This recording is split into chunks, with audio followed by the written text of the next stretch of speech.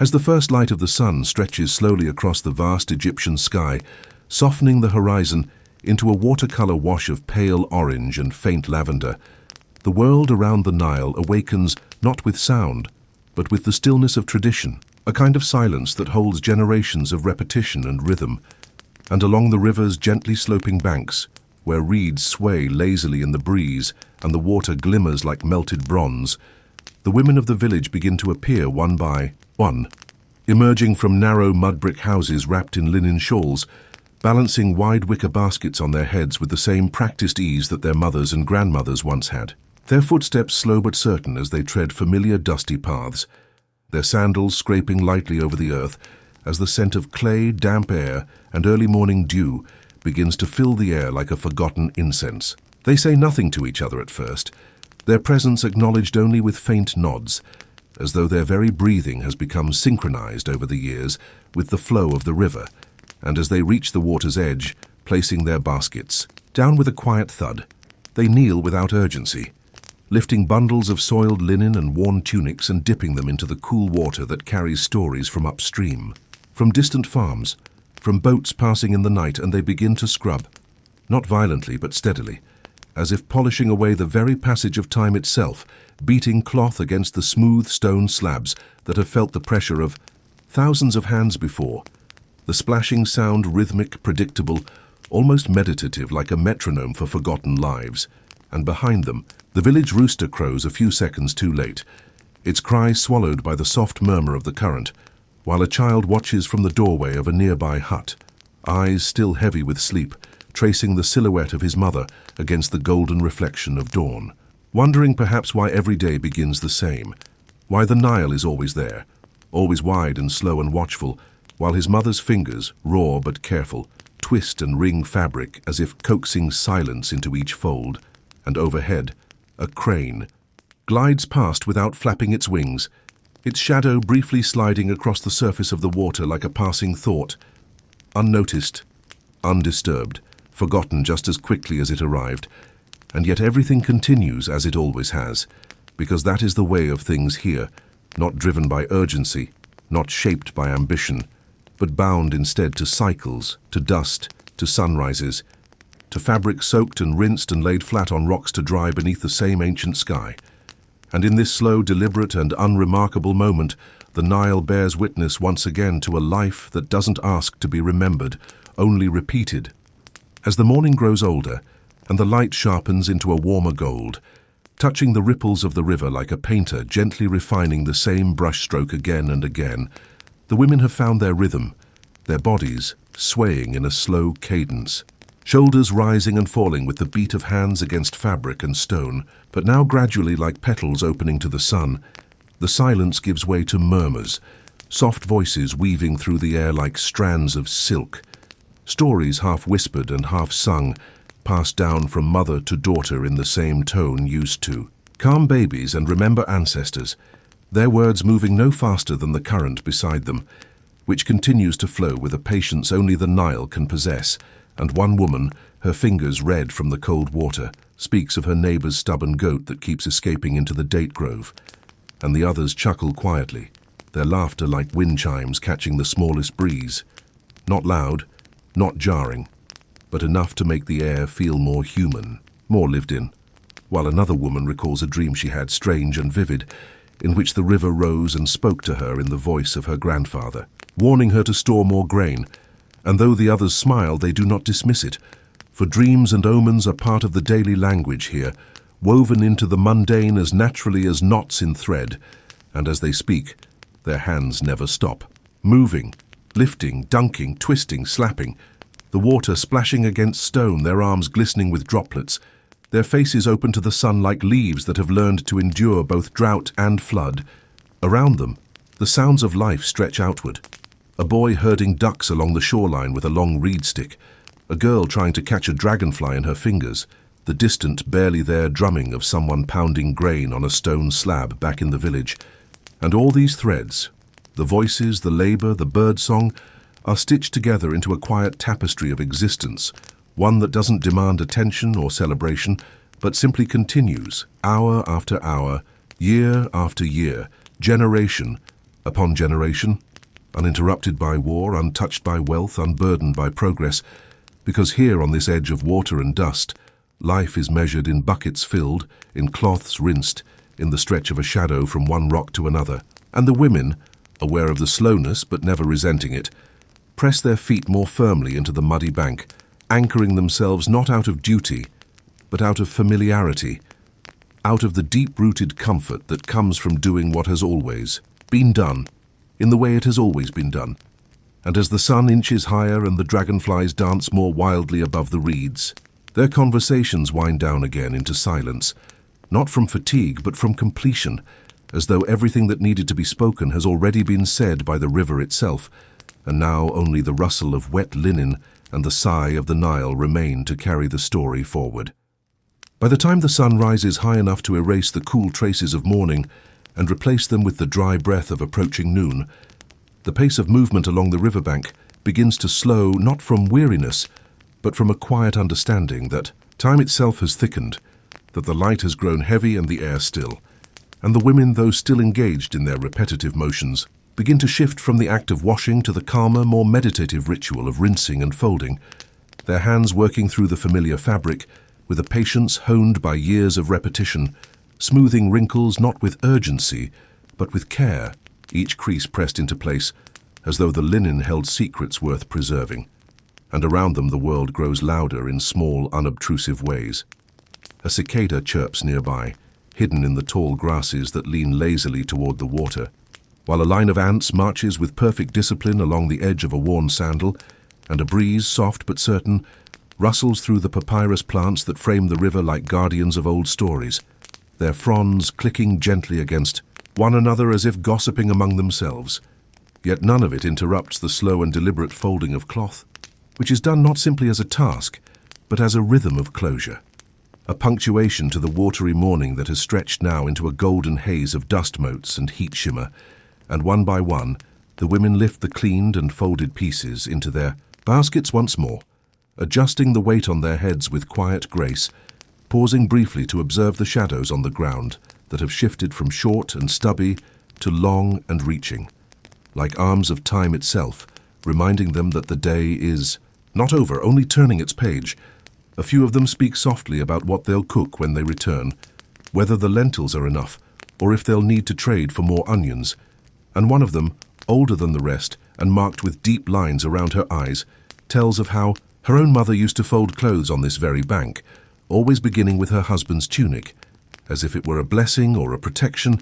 and how she'd place the cleanest piece of fabric on top of the stack, not for practicality but for pride, and this recollection hangs in the air like incense, faint but rich, colouring the moment with a tinge of memory, while a child, bored and barefoot, tiptoes near the water to poke a stick at a floating leaf, and the current takes it without effort, spiralling it away from shore and into the broad, calm middle of the river, where nothing rushes, nothing resists, everything simply goes on, much like the women themselves who, without marking the transition aloud, begin to stand, stretch their backs, wipe their damp hands on the folds of their garments, and begin the quiet walk home, their silhouettes lengthening across the cracked earth,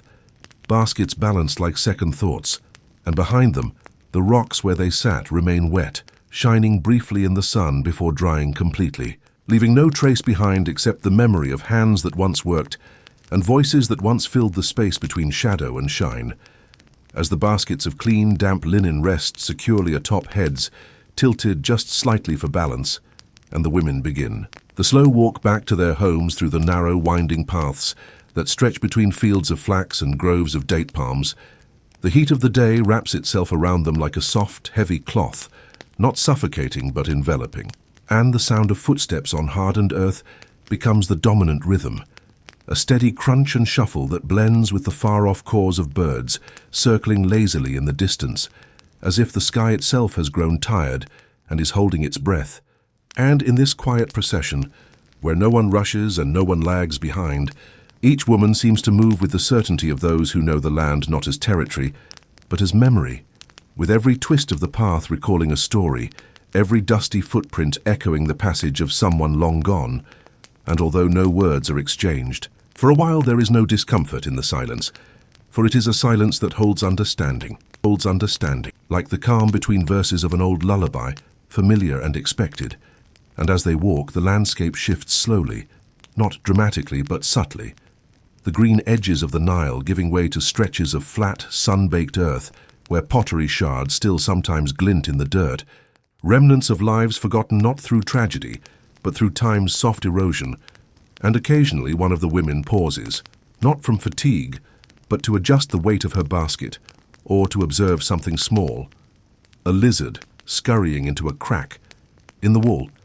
a cluster of ants trying to move a dried fig, or a line of footprints left by a goat that passed much earlier, all of which seem more meaningful in the stillness of their return journey. And eventually, the first low rooftops of the village come into view, edges worn and uneven, with clay jars perched like quiet sentinels along the parapets, their mouths covered in scraps of cloth to keep the dust out, and beyond them, the muted clatter of domestic life begins to rise again. The slow clang of a cooking pot being stirred, the call of a mother summoning her child to sweep the floor, the rhythmic thump of grain being ground between stones, all faint but grounding, like the return of an old melody after a long pause. And as the women approach their homes, each peels away from the group at her own threshold, offering brief nods or a quick habitual phrase, not of farewell, but of acknowledgement, before disappearing inside, where shaded rooms await, cooled slightly by damp cloths hanging over doorways, and the faint scent of cumin and lentils hanging in the air, and the linen is laid out to dry on ropes or stones, spread evenly, lovingly, as though this final act of care completes the ritual, sealing the day's labor with the same gentleness that began it.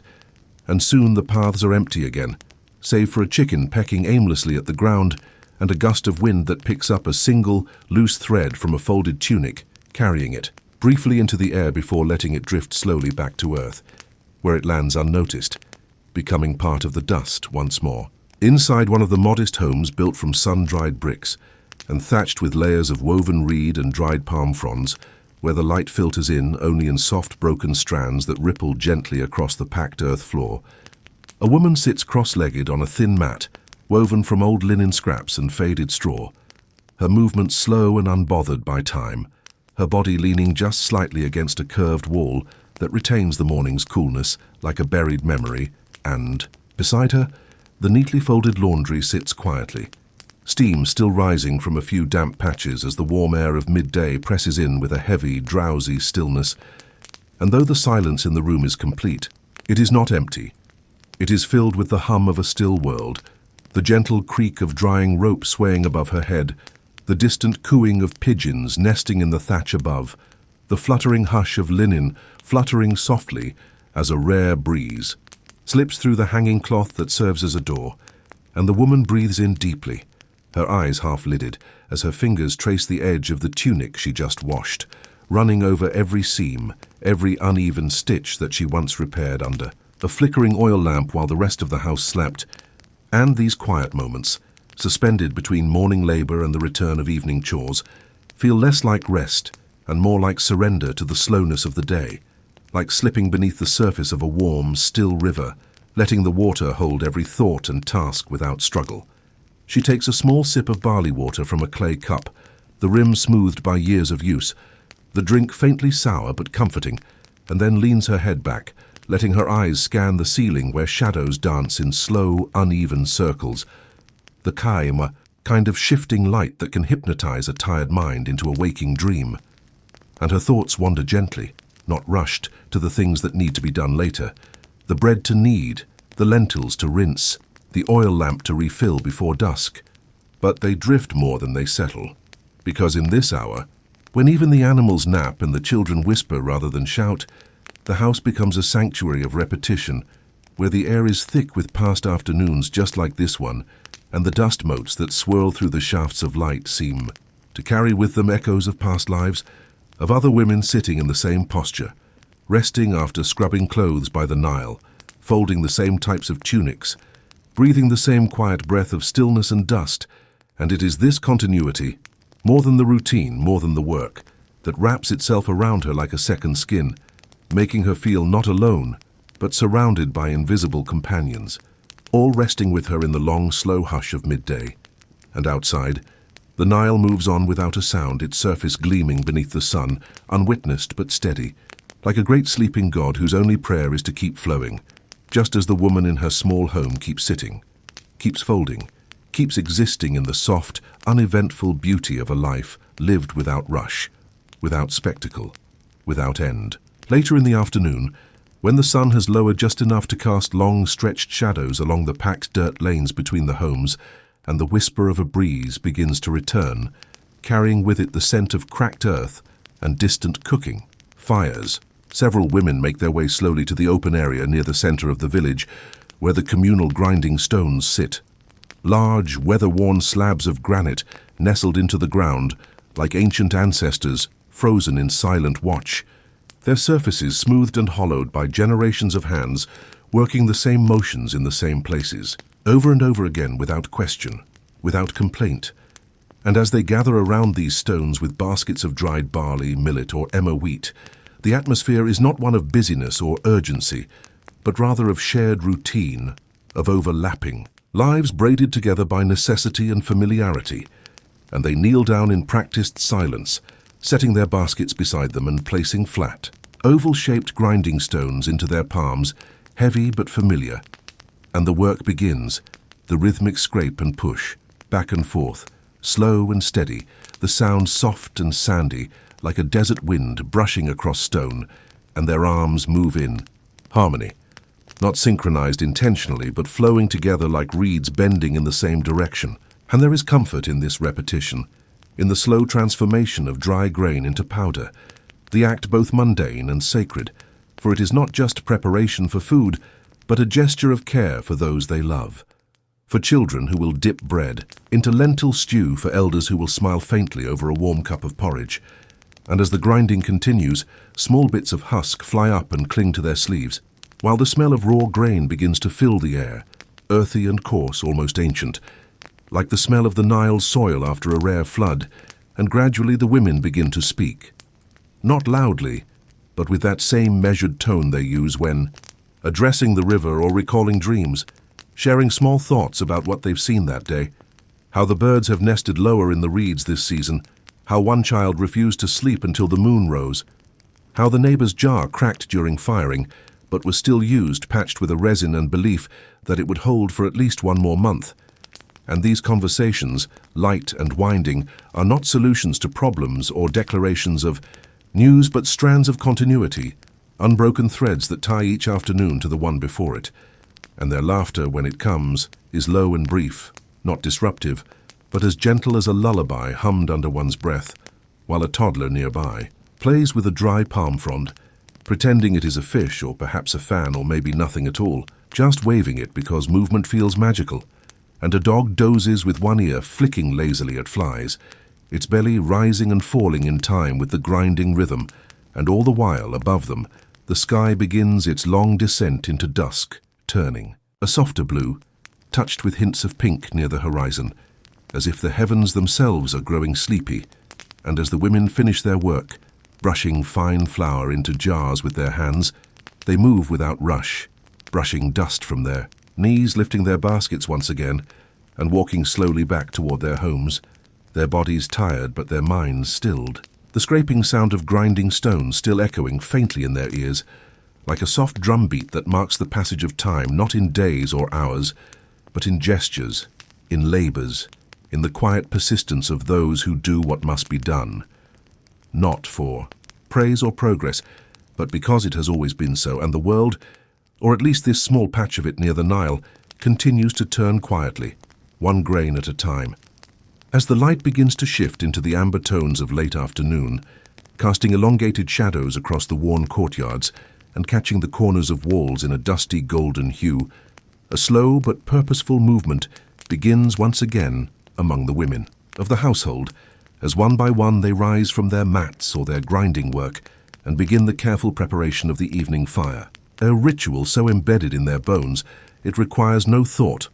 only muscle memory and time-worn instinct.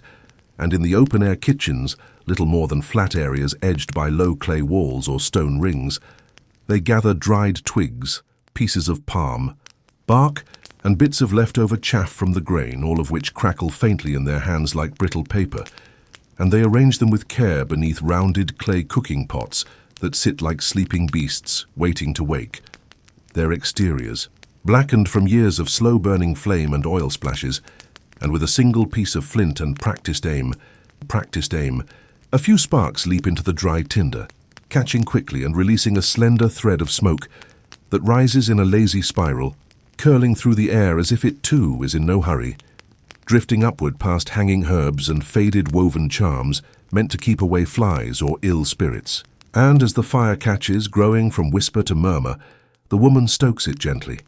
squatting close enough to feel its warmth on her shins while her eyes reflect its flickering orange glow. And around her, the sounds of evening return slowly. A soft clink of ceramic bowls being set out, the brief flutter of a hen's wings as it hops to a new perch, a voice calling from across the courtyard about the need for more salt. And amid it all she begins to stir a mixture of lentils and onions in water, the wooden spoon tracing a slow circle again and again, steam rising in gentle clouds that carry the scent of cumin, garlic, and patience. And nearby, another woman carefully unwraps folded bread dough that had been resting under a damp cloth, its surface slightly puffed, alive with tiny air bubbles that speak of fermentation and time,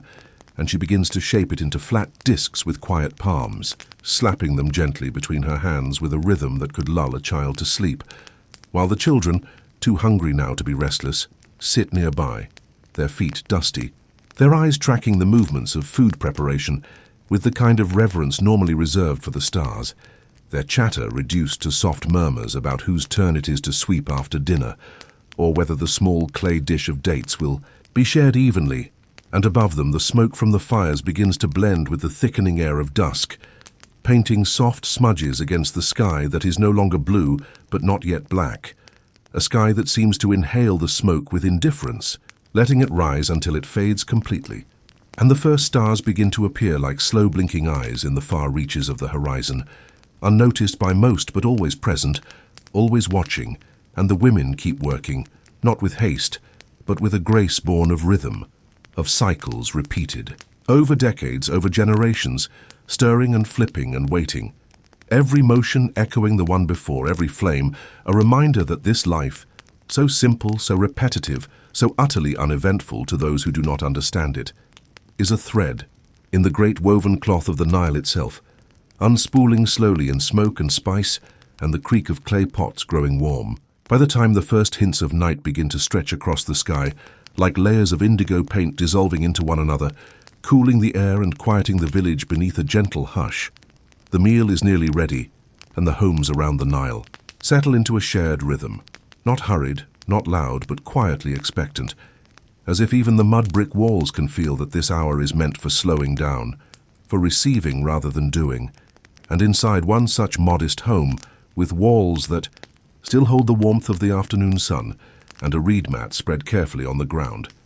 the family gathers without need for a signal or announcement, each person arriving with the same unspoken understanding passed from generation to generation, that when the food is ready and the shadows are long, the day's last ritual must unfold in full, not with grandeur or ceremony, but with the weight of simple repetition, and as the pot is brought forward, steam rising in slow curls that catch the last glimmers of daylight filtering through the doorway, the contents, soft lentils tinged with cumin, bits of softened onion, and the earthy scent of something simmered patiently, are ladled carefully into shallow clay bowls, one for each person, though the portions vary not by age or status, but by intuition, by the cook's knowing eye that sees who is most hungry, who is most tired, and the flatbreads, browned slightly at the edges and still warm from the stones, are laid in a neat stack, their familiar texture as comforting as a mother's hand on the back of the neck. And they sit, legs crossed or tucked beneath them, the older ones leaning against the walls, the children squirming until they are hushed with a gentle nudge. And for a few moments, there is only the sound of quiet chewing, of fingers tearing, bread dipping it slowly into the stew, of breath escaping between bites, and it is in this shared silence that something deeper than nourishment is exchanged, a closeness not born of conversation, but of presence, of being together in a room lit by the orange flicker of a single oil lamp, its tiny flame dancing with the breeze that slips through the reed curtain, and outside, The village hums faintly. A goat bleats once. A distant pair. Footsteps pass by. Someone coughs softly 2 houses away. But all of it blends into the stillness like threads in a tightly woven basket. And when someone finally speaks, a child asking for another piece of bread, or an elder mumbling a half-formed memory, it breaks no spell, but folds gently into the moment, as natural as the dipping of fingers into food, as quiet as the shifting of shadows. And once the bowls are scraped clean and the last bits of bread have vanished, there is no rush to rise, no eager clearing of the space, but rather a slow leaning back, a long sigh, a moment where each person simply rests in the fullness of having eaten, of having shared something warm after a long day of silence, labor, and sun. And the oil lamp flickers again, casting brief silhouettes on the wall, heads bent in thought, elbows resting on knees, children yawning and blinking at the dancing light. And all of it feels complete, not because of what was said or done, but because it has happened as it always does, with no need for change or praise or reflection, just a quiet, enduring peace beneath the great darkening sky of the Nile, where the stars now begin to multiply slowly, blinking into view like tiny promises that tomorrow will begin again in much the same way, with water and cloth, with smoke and fire, and, above all, with the long and steady rhythm of living slowly together. As the sky continues to darken, turning from the bruised purple of twilight into the deeper blue of night, with only the faintest orange glow lingering at the far edge of the horizon like the last breath of the sun before its long rest, the quiet village along the Nile begins to settle more deeply into its evening rhythm, not with sudden silence or abrupt stillness, but with a gentle tapering of movement, as if the entire settlement is exhaling at once, and inside the small homes where low clay shelves hold worn pottery and bunches of herbs hang from beams to dry in the fading warmth, the women begin their last round of chores, not because they are required by urgency or need, but because these quiet tasks form the soft bridge between the business of the day and the stillness of the night. And in one such home, where a single flame glows within a clay lamp shaped like a cupped hand, a woman moves slowly, her steps making almost no sound as she lifts a folded cloth from the line where it had been drying, now fully crisp and cool, to the touch, and begins to smooth it, not pressing harshly or with effort, but gently running her palms across the fabric as if calming a restless animal, and she folds it again, once, twice, placing it into a woven basket that smells faintly of grass and old smoke, and then turns to gather the next piece. Each motion deliberate, unhurried, her body swaying slightly with the rhythm of habit, while behind her youngest child hums a tuneless melody, softly, barely audible over the nighttime breeze rustling the curtain at the doorway, and in the farthest corner of the room, the last embers in the cooking fire glow like small, tired eyes watching the room fade into dimness, their heat no longer needed, just quietly lingering like the memory of a warm conversation. And outside, other homes echo this same quiet ritual, someone sweeping the last of the dust from their threshold with a handmade broom, someone else carefully securing the lid on a grain jar, checking that no mice can slip in overnight, a man adjusting the placement of a clay water jug so that it remains cool beneath the shadow of a low wall. And above it all, the stars continue to multiply, gathering one by one like old friends returning from a long journey, blinking gently into place without fuss, without announcement, as if they had always been there but were simply waiting for the light to leave so they could be seen. And nearby, the Nile flows still and soundless, reflecting the sky in broken, wavering fragments like scattered coins in motion, carrying with it the cool breath of the night and the memory of every footstep taken along its edge, every garment rinsed in its waters, every sigh released beside its banks. And though the village no longer bustles, it is not yet asleep. It lingers in this space between light and dark, between motion and rest, where the small movements of care continue. A cloth tucked around a sleeping child, a pot set aside for tomorrow's lentils, a final glance toward the sky to judge the time by the moon's height, and all of it, every task and motion, belongs to a rhythm much older than the people who follow it, a rhythm shaped by the river and the stars and the soil, a rhythm that does not rush or demand but simply expects gently, eternally, that life be lived with quiet repetition, that care be given in small doses, and that each day be ended not with triumph or spectacle, but with calm and folded linen, with low firelight, and with the slow fading of everything into rest. As true, night settles over the village, draping every roof, wall, and footpath in layers of soft darkness, pierced only by flickering oil lamps and the occasional glowing ember still whispering heat from under a clay pot. The Nile itself begins to take on a different kind of presence, not louder, not more insistent, but deeper somehow, as though the river, no longer reflecting the day's business and brightness, becomes its own entity, shadowed and vast, a long ribbon of ancient thought winding silently through the land, and at its edge, where the rushes rustle gently in the night breeze, and the stones are still warm from the afternoon sun, a few of the women who had spent the morning washing now return, not to work but to sit, to breathe, to let the sound of the water soothe the last waking fragments of their minds before sleep calls them inward, and they don't speak as they settle onto the low, worn rocks, their bodies heavy with the comfort of routine, their hands resting on their knees or folded in their laps, their eyes tracing the slow shimmer of moonlight scattered across the ripples like dust from another world, and behind them the village hums with final motions. A mother hushes her child with a soft hum.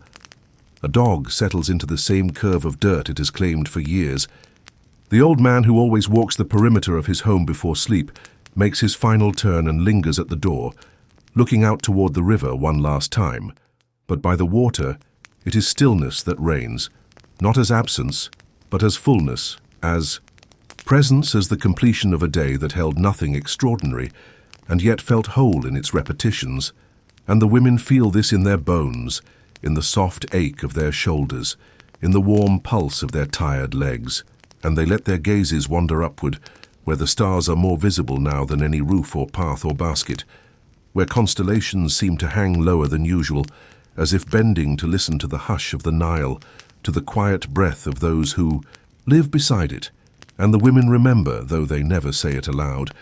how their own mothers sat here and their mothers before them, how each generation has found its way back to this very edge of water and time, to pause, to listen, to feel the night in their lungs, and one of them leans back slightly,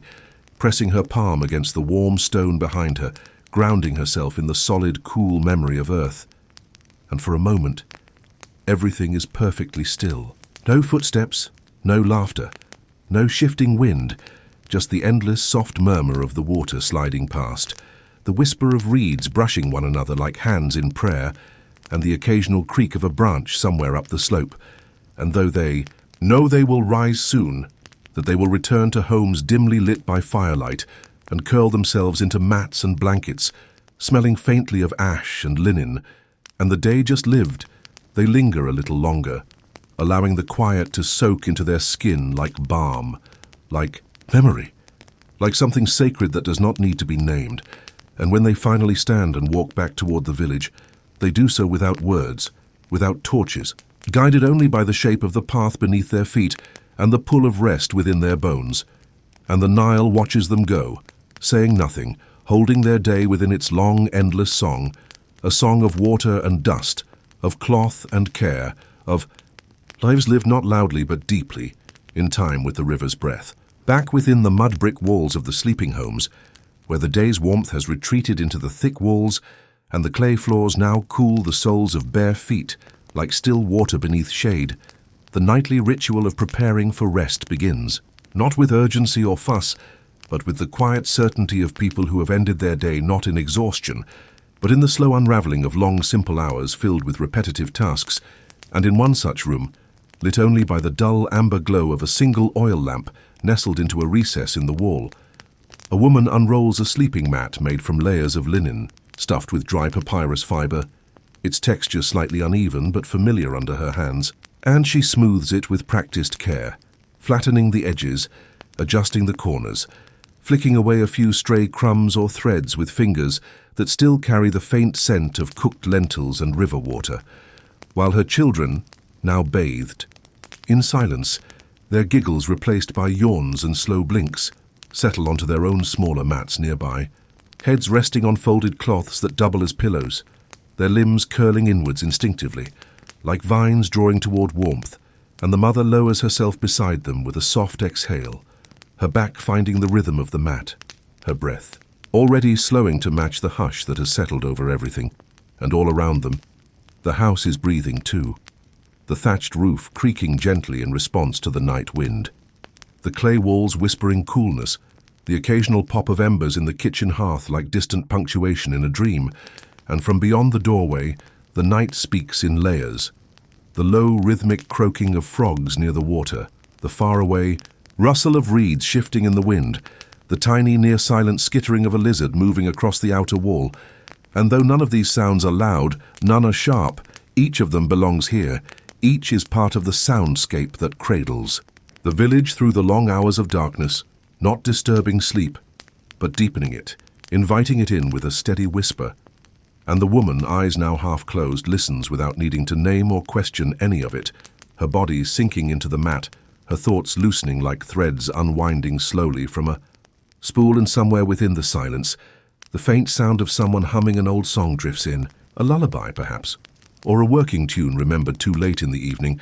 and it fades almost as soon as it arrives, leaving behind only a warm sense of familiarity, like a hand resting briefly on your shoulder before slipping away. And the stars outside continue their slow arc overhead, unhurried and unwatching, while the Nile flows just as it always does, unseen now but never far, its slow current holding the memory of every foot that stepped into it today, every cloth rinsed and wrung, every sigh released into its endless breath. And in this small sleeping room there is no need for dreams of adventure, no yearning for escape or change, only the simple comfort of being exactly where one belongs, among the scent of linen and ash, the softness of worn cloth beneath one's back,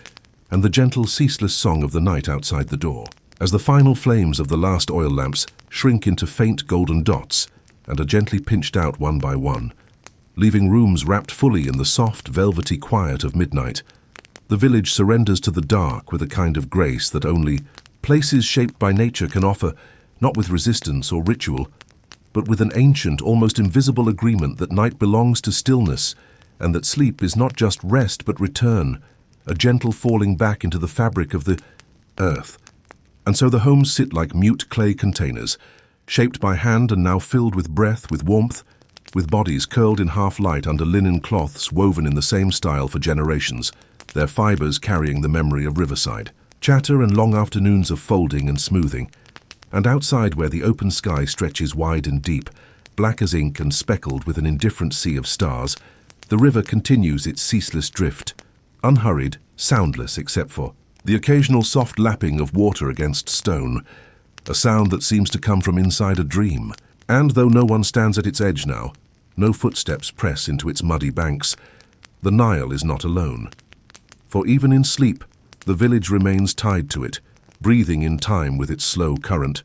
its people's dreams steeped in the rhythm of its movement,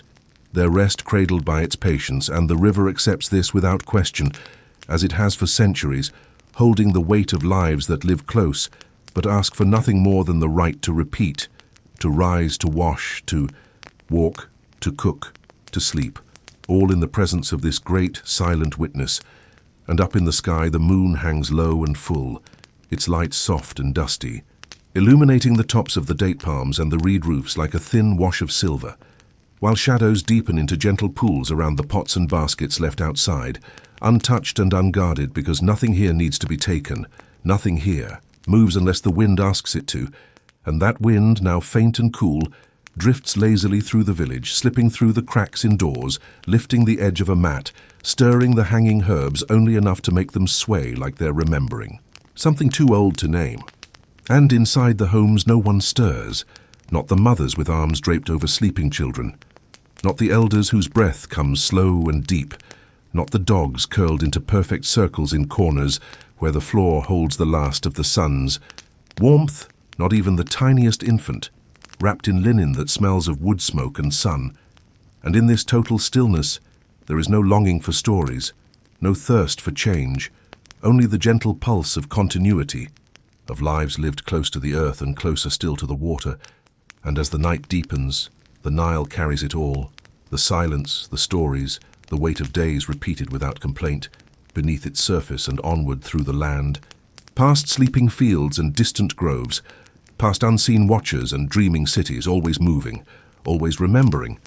While here, in this tiny village of woven mats and folded cloth, everything sleeps in peace, and the river waits, as it always does, for morning to begin it all again, somewhere in the depth of the night. When the air has grown perfectly still and even the last echoes of bird calls and distant creaks have faded into the softness of sleep, one of the women stirs slightly beneath her woven reed ceiling, not waking fully, but floating within that quiet liminal space between dreaming and awareness, a space shaped more by sensation than thought, more by memory than story.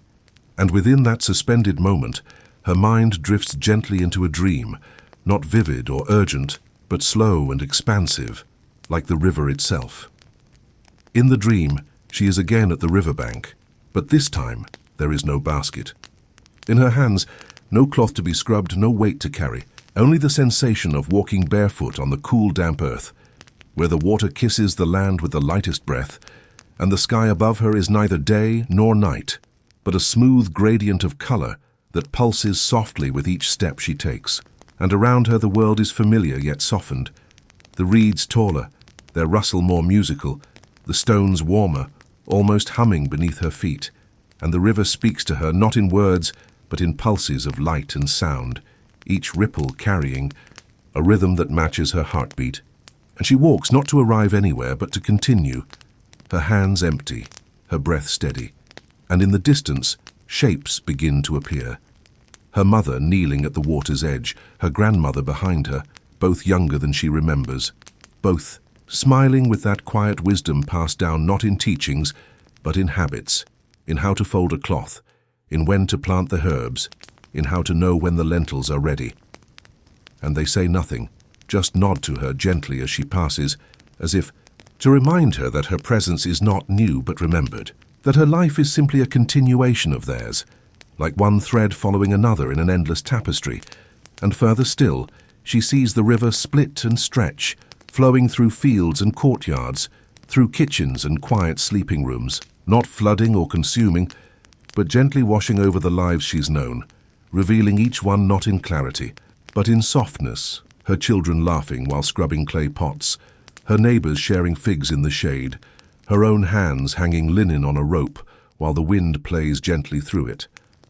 And the dream carries no fear, no urgency, no demand, for meaning, only the soothing repetition of places and actions made sacred through their constancy, and she feels herself smiling in the dream, not with her face, but with her entire being, as if the water itself has wrapped around her, holding her in its memory, and somewhere in the dream she kneels down and touches the surface, expecting coolness but finding warmth instead, as if the river has turned into a reflection of all she's ever known. The fires lit at dusk, the smell of soap root crushed against stone, the softness of bread still warm from baking, the weight of her youngest child asleep against her chest. And just as the dream begins to drift outward, like smoke in a quiet room, she feels the faintest whisper of morning air slip through the house, touching her cheek and stirring her fingers, and though her eyes remain closed, her mind begins to follow the scent of dawn, and the dream fades not with a jolt, but like fabric drawn slowly through water, leaving behind the weightless comfort of having been held by something timeless, something that moves without needing to be seen. And in the silence of her home, with the ceiling still shadowed and the world not yet awake, she exhales once, deeply, and the day, waiting patiently, outside begins to open its eyes, as dawn returns once more, not with brilliance or suddenness, but as a gentle lifting of the night's heavy curtain, a gradual softening of edges, and a quiet silvering of shadows. The village along the Nile begins to reawaken, not in a rush, not in noise, but with the slow instinctive movements of people who have always known the rhythm of days, that repeat not because of obligation, but because they are anchored in the very soil they walk on, and inside the homes, the first signs of life appear. A stretch beneath a woven blanket, a long exhale, the rustle of a reed mat being pushed aside, and then the small creak of a door as it opens to meet the early air, cool and damp with the scent of the river and distant smoke. And that smoke, thin and blue and barely visible against The brightening sky curls slowly from the first cooking fires of the morning. Fires not yet strong enough to cook, but lit nonetheless because they must be. Because fire is not just for warmth or food, but for marking the beginning of presence, the moment when a home is no longer sleeping, but awake and watching, and the woman who lights it does so with practiced stillness, leaning forward to cradle the spark, her breath slow and steady as she feeds it bits of bark and straw, coaxing it into a flicker, then a flame, and she watches the smoke rise, not with pride, but with familiarity, knowing that this small act repeated every morning is what roots her in the day, what connects her to the firelit mornings of her mother and her mother before her. And as the smoke drifts upward, it meets the light filtering in from the east. A light not yet golden, not yet warm, but soft and pale, like the first note of a song not yet fully sung, and it slips through the spaces between the reeds that form the walls and roofs, painting stripes on the floor, illuminating the dust in the air like tiny stars suspended in stillness, and slowly other homes follow. Other fires begin, other doors open, and the village once again stretches itself into being, not all at once, but in layers, like cloths being unfolded one by one, each with its own pattern, its own weight, and outside, a few voices murmur greetings too soft to carry, and a clay pot is gently placed beside a doorway to catch the rising sun's first warmth, and a broom is drawn across a doorstep, in wide, slow strokes that raise the dust just high enough to catch the light, and all of it, every breath, every motion, every flicker of shadow on a wall, is quiet, deliberate, and old, as though the morning itself is remembering how to return. And at the edge of the village, the Nile waits without impatience, its surface still cloaked in a thin mist that hovers like a forgotten veil, waiting to be lifted by the sun, and the river makes no sound, offers no call, but it is there, as it has always been, watching with its endless eyes as the people beside it resume their lives, gathering water in clay jugs, checking the condition of yesterday's linen, listening to the calls of distant birds who seem to know the exact moment to begin their song. And it is in this space, between waking and rising, between fire and light, between breath and labor, that the village lives most purely, not in action, but in anticipation, in the sacred stillness that belongs only to the earliest hours, where everything is familiar, everything is simple, and everything is about to begin again. As the sky grows clearer, shifting from the soft grey of pre-dawn into a delicate blue, brushed lightly with gold at the edges, the task that has begun countless mornings in this riverside village begins once more, the gathering of water, not as ceremony, not as hardship, but as a habit so deeply woven into the fabric of life that it no longer calls attention to itself. And along the narrow, dusty paths, still damp with dew, the women make their way slowly toward the Nile, balancing empty clay jugs against their hips or on their heads, each step guided not by conscious thought, but by memory etched into the soles of their feet, the bends in the road, the uneven stones, and the soft slide of sand underfoot, all familiar like the rhythms of a lullaby whispered in one's sleep. And as they approach the river, its wide surface gleaming faintly beneath the lifting mist, they speak little, if at all, for these moments are not for chatter but for breathing, for feeling the light kiss of morning air on the skin and listening to the faint music of the world waking up,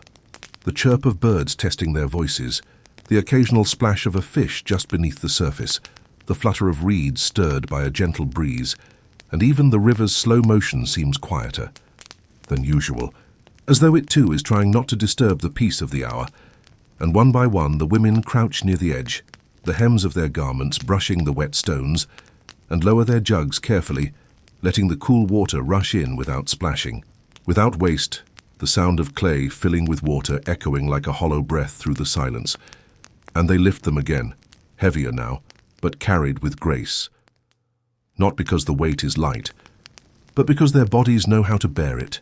how to adjust the angle of the hip, how to balance the spine, how to use rhythm instead of strength, and they begin the walk back just as slowly, retracing their steps through the shaded lanes, past doorways now beginning to stir, past sleeping dogs just beginning to stretch their legs, past the faint scent of baking bread that drifts from one open window like an invitation to start again. And in their silence, there is a kind of reverence, not religious, not dramatic, but intimate, A shared understanding that this simple task, this lifting of water from the river that gives them life, is an act of continuity, a ritual that keeps the world turning not through invention, but through return, through the quiet agreement that what has been done before will be done again and again and again. And as they reach their homes, setting the jugs down with gentle care near the cooking area or in shaded corners to stay cool through the day, they do not pause to celebrate the completion of the task, nor do they reflect aloud on the weight or the distance, for it is not the end of something, but merely the first note in a long, slow song that will stretch across the hours, a song made of fire and cloth and folded bread, of rinsed fingers and swept floors, of linen laid to dry, and smoke trailing upward, and all of it held together by the water by the Nile, which waits for no one, but welcomes all always, without fail, without pride, flowing onward just as they do, not seeking to arrive anywhere new, but simply to keep moving in time with the earth, in rhythm with the past, and in harmony with the slow, quiet breath of morning. Once the water jars have been placed back in their cool corners, and the warmth of the day begins its slow ascent, not yet harsh but steady and deliberate as it stretches over the clay rooftops and seeps into the stillness of courtyards, the women of the village ease into their next quiet task, the mending of clothes that have been worn thin by labor, sun, and countless washings in the river, and in the shaded spaces beneath low awnings of palm leaves and carefully positioned reeds, where the light filters through in soft strips and lays itself like ribbon across the woven mats on the floor, they sit cross-legged with baskets of thread, bone needles, and piles of linen laid gently beside them, their fingers moving with the kind of precision that comes only from a lifetime of repetition, from knowing by touch which tears need reinforcement, and which seams must be pulled tight again. And though the task is small and the garments plain, simple tunics and wraps faded from ochre to ivory, sleeves softened by years of soap and scrubbing, it is done with a concentration that borders on reverence, for each thread drawn through cloth is not just a repair, but a preservation of something silently valuable, a tunic passed from mother to daughter, a wrap that swaddled a baby now walking, a work shirt that bore the dust of many fields and still smells faintly of wild herbs and sweat. And as they stitch, they do not need to speak much, for the rhythm of the thread through fabric forms its own language, and the small sounds of mending, the soft scrape of the needle against calloused fingers, the tug of thread tightening, the brief snap of a knot being secured, blend easily with the morning hum around them. A rooster calling from somewhere behind the house, the faraway bleat of a goat demanding release, the bubbling murmur of a nearby pot beginning to boil over the first fire of the day. And the women work without looking up, not out of urgency, but out of quiet focus, their heads bowed, their faces serene. And when one pauses to rub a cramp from her wrist or reach for a new piece of thread, she does so with the same patience that guides all things here, a patience shaped by seasons, by sunrises, by the turning of grain into flour and clay into vessels, and slowly the piles of torn or worn clothes shrink, and the stack of repaired garments grows, each one folded neatly and placed in the shade to rest before it is worn again. And the sun, now higher in the sky, begins to warm the walls and brighten the mats. But still they remain in shadow, still and soft, letting the day grow louder around them while they remain quiet, a part of the slow pulse of the morning, a rhythm that does not call attention to itself but holds everything together, a woman pulling thread through her child's shirt, a thread passed through a hole just wide enough to matter, and as it tightens, it carries not just the strength of the thread but the story of the hands that hold it, the unspoken care that lies in the act of repairing something instead of discarding it. And so the women mend, and the village hums, and the day lengthens, and the river, just beyond view but never far from mind, continues its watchful movement, slow and broad and indifferent, cradling in its depths all the moments that go unseen, all the mending that will never be remembered except in the comfort of a sleeve that no longer tears. As the sun climbs steadily into its place high above the village, casting stronger light across rooftops, and warming the hard-packed earth until its scent becomes deeper, richer, a mingling of clay, dust, and time, another daily ritual begins with the same patient grace that shapes all the others. the sweeping of floors, not because there is urgency or demand, but because the act itself, like water drawing or bread making, is part of what maintains the world in balance. And inside each modest home, where the light filters through reed-woven ceilings and plays across walls as if painting with the wind, a woman takes her broom, made from bundled palm fibers tied tightly to a smooth wooden branch, and begins the slow, deliberate work of brushing the dust from her home, not in wide, aggressive strokes, but in quiet, thoughtful sweeps that follow the edges of the room, gathering tiny piles of sand, loose threads, and the soft crumbs of bread from the night before, all of it resting lightly on the floor like forgotten thoughts, waiting to be gathered and carried away. And the motion of sweeping is not tiresome here, but meditative, a movement guided more by rhythm than necessity, each pass of the broom as gentle as a sigh, each stroke a quiet reminder that care can be silent, that cleanliness is not for appearance but for harmony. And as the woman works, her children watch from the doorway, their voices low, their play subdued by the drowsy calm of the growing heat. And outside, a neighbor does the same, her own broom tracing similar arcs, their movements unknowingly synchronized across the village, like dancers in a slow ancient performance, and the sound of sweeping, soft and rustling, fills the spaces between other morning sounds, the quiet boiling of water in clay pots, the flap of laundry being shaken before it is hung to dry, the creak of baskets being lifted from hooks,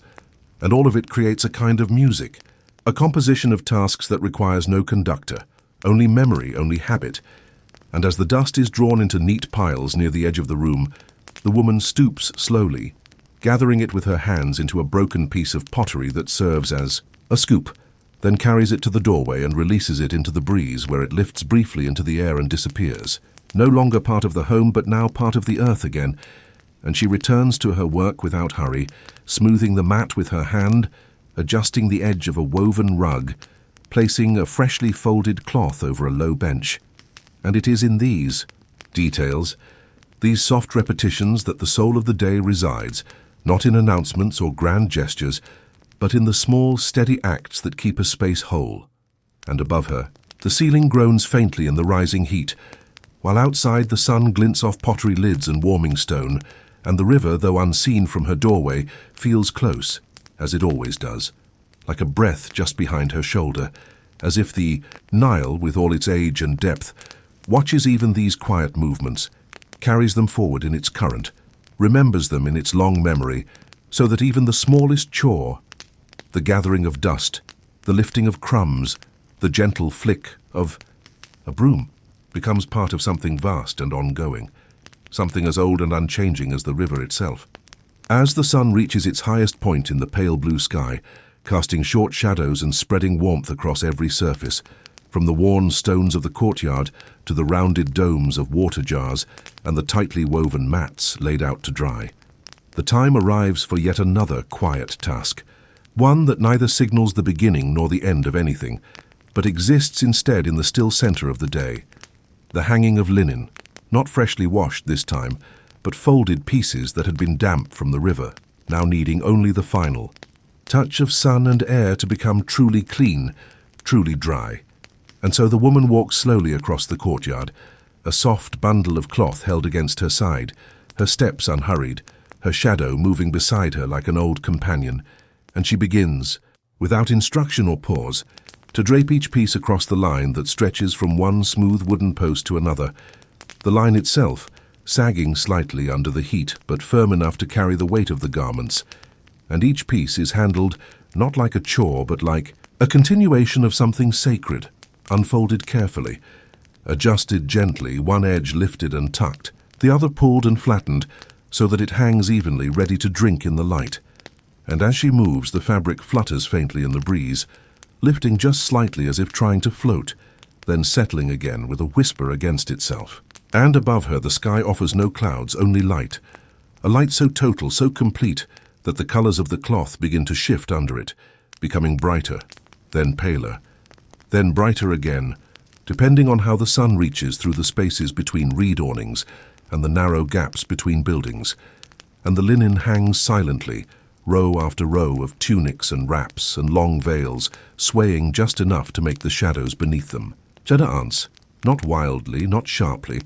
but with that same slow rhythm that seems to govern everything here, the rhythm of sun and dust and time unspooling without urgency.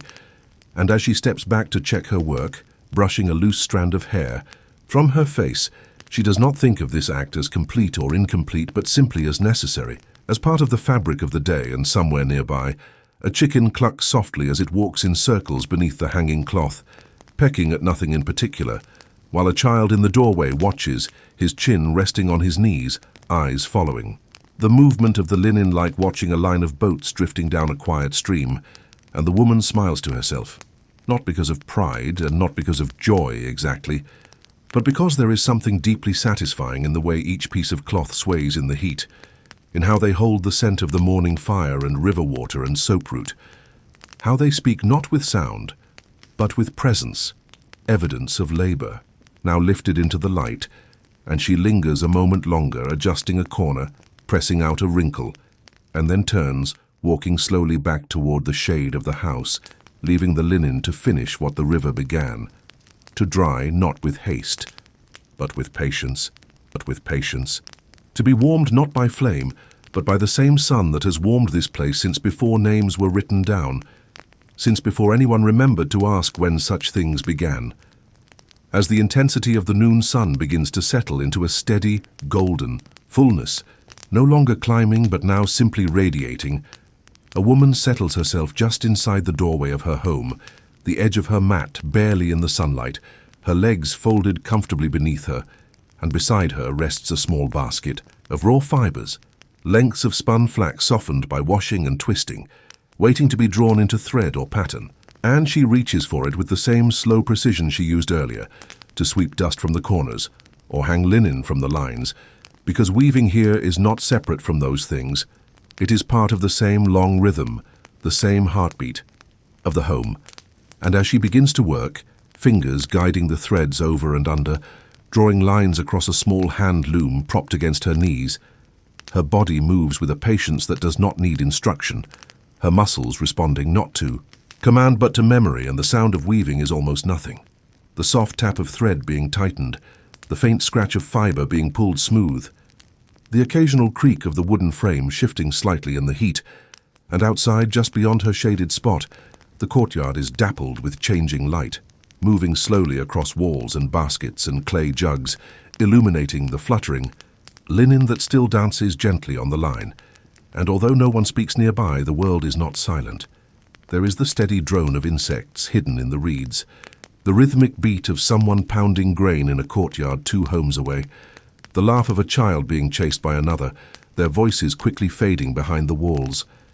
And all of it wraps around her in a cocoon of daily life that is both distant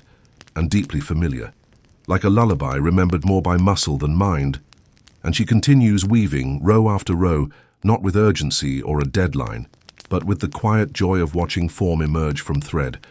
of watching something useful and lasting grow beneath her fingers, perhaps a sash, perhaps a cloth to cover a basket, perhaps something that will someday hold fruit or protect a pot from dust. And she pauses now and then, not to think, but to breathe, to look up and let her eyes rest on the sky beyond the courtyard walls, where the faintest wisps of cloud now stretch like threads themselves across the endless blue. And she wonders, though not seriously, what it might be like to weave a sky, how many reeds it would take, how wide a loom, how soft the flax would need to be. And then she smiles softly, not because the thought is silly, but because it is gentle, and in a world shaped by repetition and quiet tasks. Even small gentle thoughts are a kind of luxury, and as her fingers resume their work, the cloth grows longer, heavier, more real, and beside her, a small jug of water waits in the shade, catching the light and sending thin bands of reflection across the mat, and the river, though out of sight, feels close once again, always near, always waiting, as if it too were being woven into the cloth, one unseen thread at a time, binding water to fiber, light to shadow, time to rest. Later in the afternoon, when the light has softened and no longer presses down from above but leans in gently from the side, casting slanted shadows that stretch across the courtyard and creep up the walls like slow-moving water.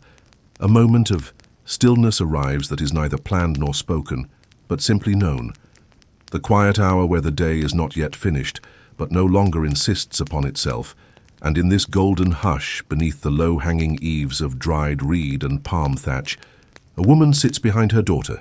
who kneels quietly with legs folded back straight and head slightly bowed, not out of duty, but with the calm of familiarity, and the mother begins to brush the child's hair, not quickly, not harshly, but with long, even strokes of a carved wooden comb that glides through the thick black strands with the grace of something that has passed through generations of hands, worn smooth at the handle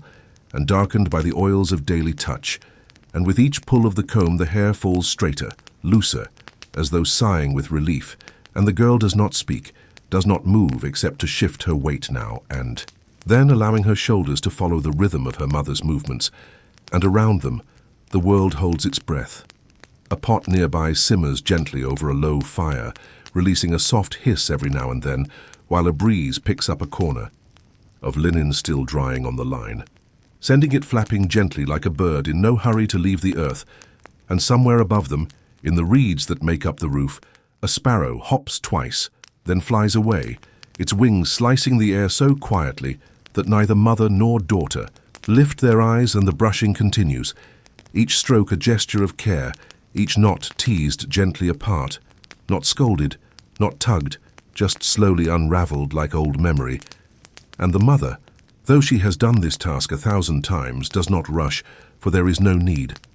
And the afternoon gives generously of its time, stretching each second into something soft and warm, like linen warmed in the sun and laid across the shoulders. And she hums now and then.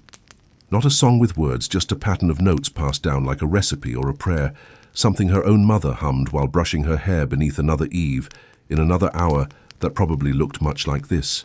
One, and the girl, eyes half closed, breath slowing, feels the hum as much as she hears it, and lets her arms rest loose on her knees, her fingers twitching only when the comb catches on a stubborn curl, which the mother, with practiced patience, smooths out and straightens with her fingers before combing again. And slowly the hair becomes like silk, like water, falling in a perfect line down the girl's back. And when the last stroke is finished, the mother sets the comb aside with care and begins to braid, not tightly but with a gentle strength, weaving 3 strands together the way she weaves her days, firm, simple, rhythmic and whole. And when it is done, she ties the end with a piece of soft cloth dyed with pomegranate peel and leans forward just enough to kiss the back of her daughter's head, not as a performance, not as a ritual, but simply because it feels like the right end to a quiet task. And the girl rises slowly without a word, and the mother remains seated for a moment longer, staring at the comb in her lap, her fingers still, remembering the feel of the hair they've just released into order. And the light continues to fade, the shadows growing longer again, curling gently into the corners, and the Nile, far behind the walls and trees, continues to glide in silence, as if brushing the land itself with invisible fingers, smoothing it, calming it, preparing it once again for rest. As the day begins to tilt gently toward evening, not with haste but with a slow golden descent that warms the clay walls and turns the dust in the air into shimmering flecks of floating light, the inside of the house takes on a stillness that feels like waiting, though there is nothing in particular to wait for. Only the soft unraveling of time as it passes unnoticed, and within this still space, a woman sits quietly near the back wall where the light creeps in through a narrow opening in the ceiling, casting a long diagonal strip of sun that stretches slowly, steadily across the earthen floor and climbs gradually upward over the textured surface of the wall, illuminating the imperfections in the clay, the small cracks formed by years of weather and warmth, the fingerprints of whoever first shaped the bricks, the places where repairs were made with care and time. And she watches, not out of boredom or need, but because there is something deeply satisfying about the way the sun moves, so predictably, so gently, the way it traces the hours without, sound like a soft broom sweeping dust made of time itself. And the woman does not move much, her hands resting in her lap, her feet tucked beneath her, her eyes following the bright edge of sunlight as it pushes forward, transforming everything it touches. A woven basket becomes golden on one side and shadowed on the other. A low shelf glows briefly before fading back into shade. A shallow bowl of lentils reflects a pale shimmer along its rim, and it is in these small changes that the day speaks most clearly, not through events or noise, but through the patient movement of light and shadow. And as she sits, she begins to hum very softly. Not a song with meaning, but a kind of companion to the moment, a breath with rhythm, and above her the ceiling groans slightly, as it always does when the temperature begins to shift. And somewhere nearby, a goat shuffles its hooves against stone, and a clay jar tips slightly in the breeze and rights itself again. And all of these sounds are so familiar, so consistent, that they blend into the silence like the reeds blend into the riverbank, distinct, but inseparable. And she continues to sit, her body at rest but her senses open, feeling the change in temperature as the sun moves off her shoulder, feeling the way her own shadow stretches behind her, lengthening in slow pursuit of nothing at all. And when the light finally leaves the wall completely, slipping up and over the edge of the window and vanishing in full, she does not rise, does not sigh, does not mark the moment in any special way. She simply blinks once and watches the place where the sun had been, watches as it becomes just another patch of smooth, cool wall, no different than before, and outside, the sounds of other homes stir slowly to life again, the rattle of grain being measured, the creak of a gate opening, the brief low murmur of two voices meeting in passing,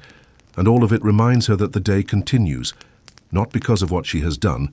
but because it is simply time, and the sun, having said everything without words, has moved on, leaving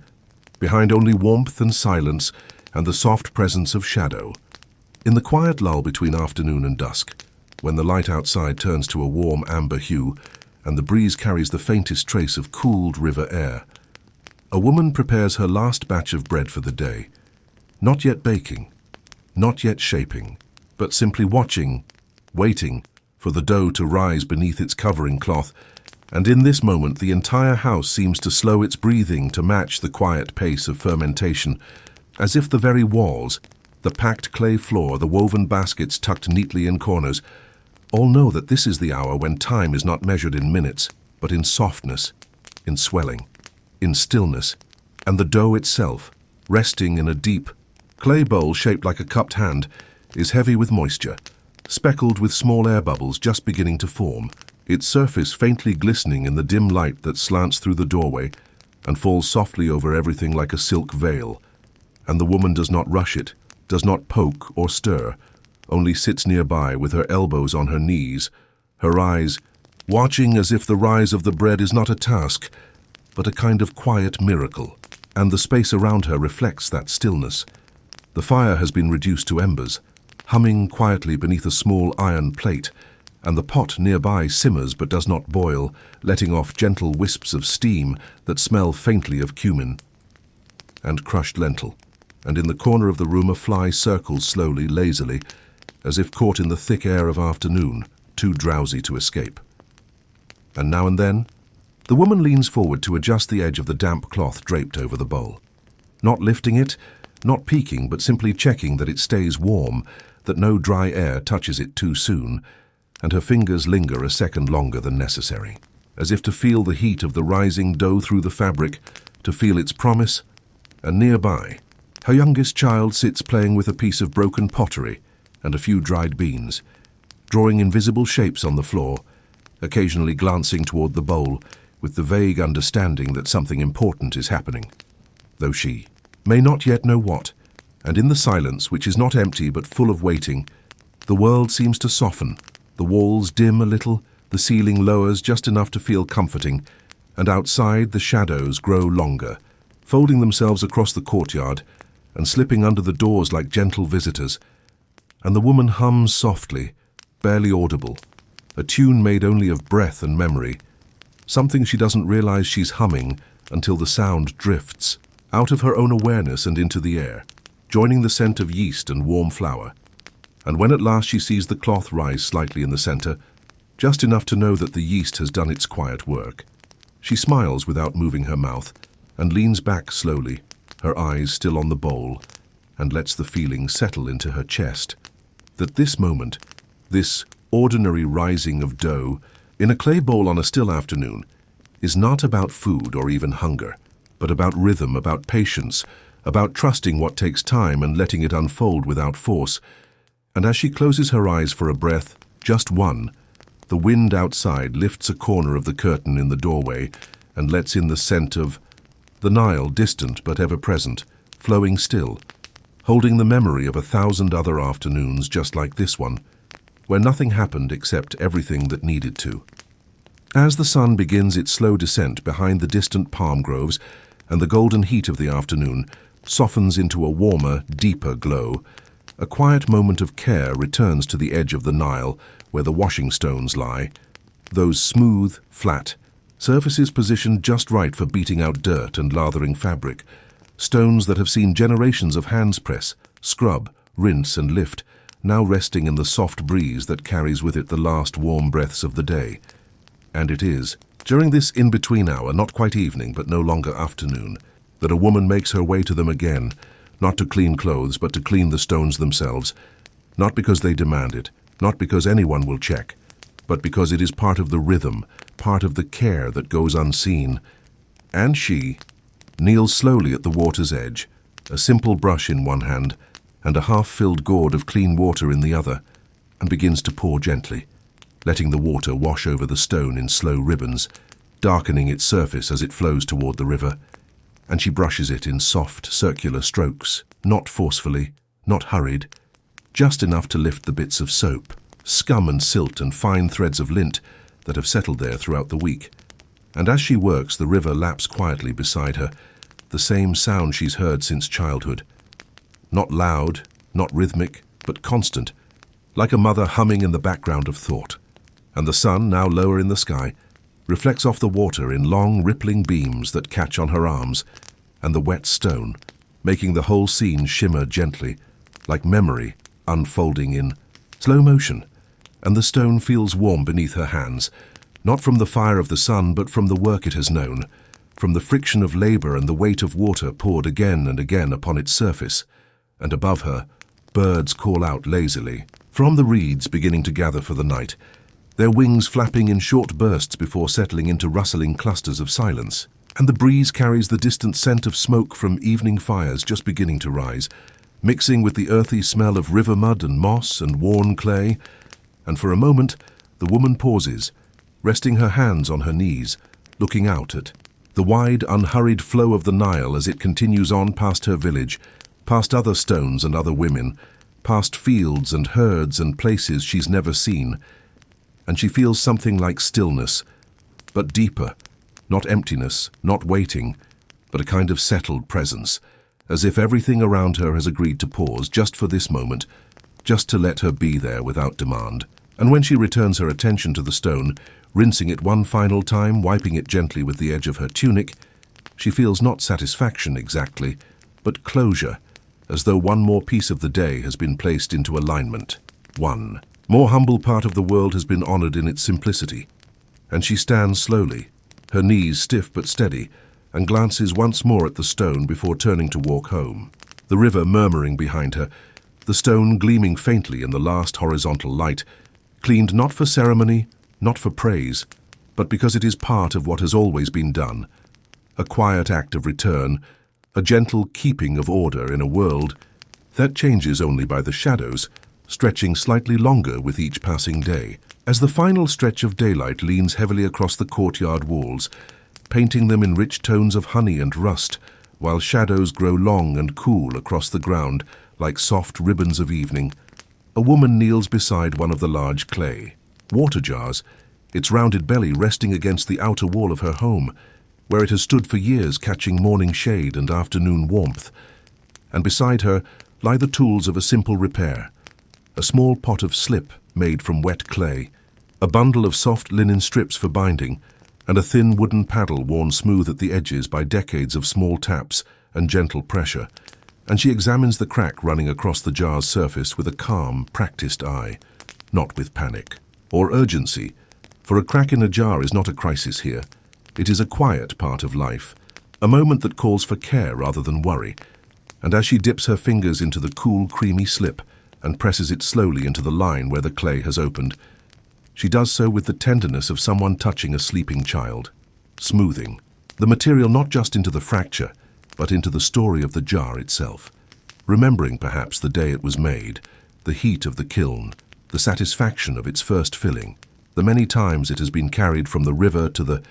home and back again, always without complaint, and now it asks only for this: attention, patience, repair. And she answers in silence, her breath steady, her movements deliberate, layering the cloth strips carefully, brushing more slip over them with the side of her hand, pressing gently, tapping the paddle to seat them firmly into place,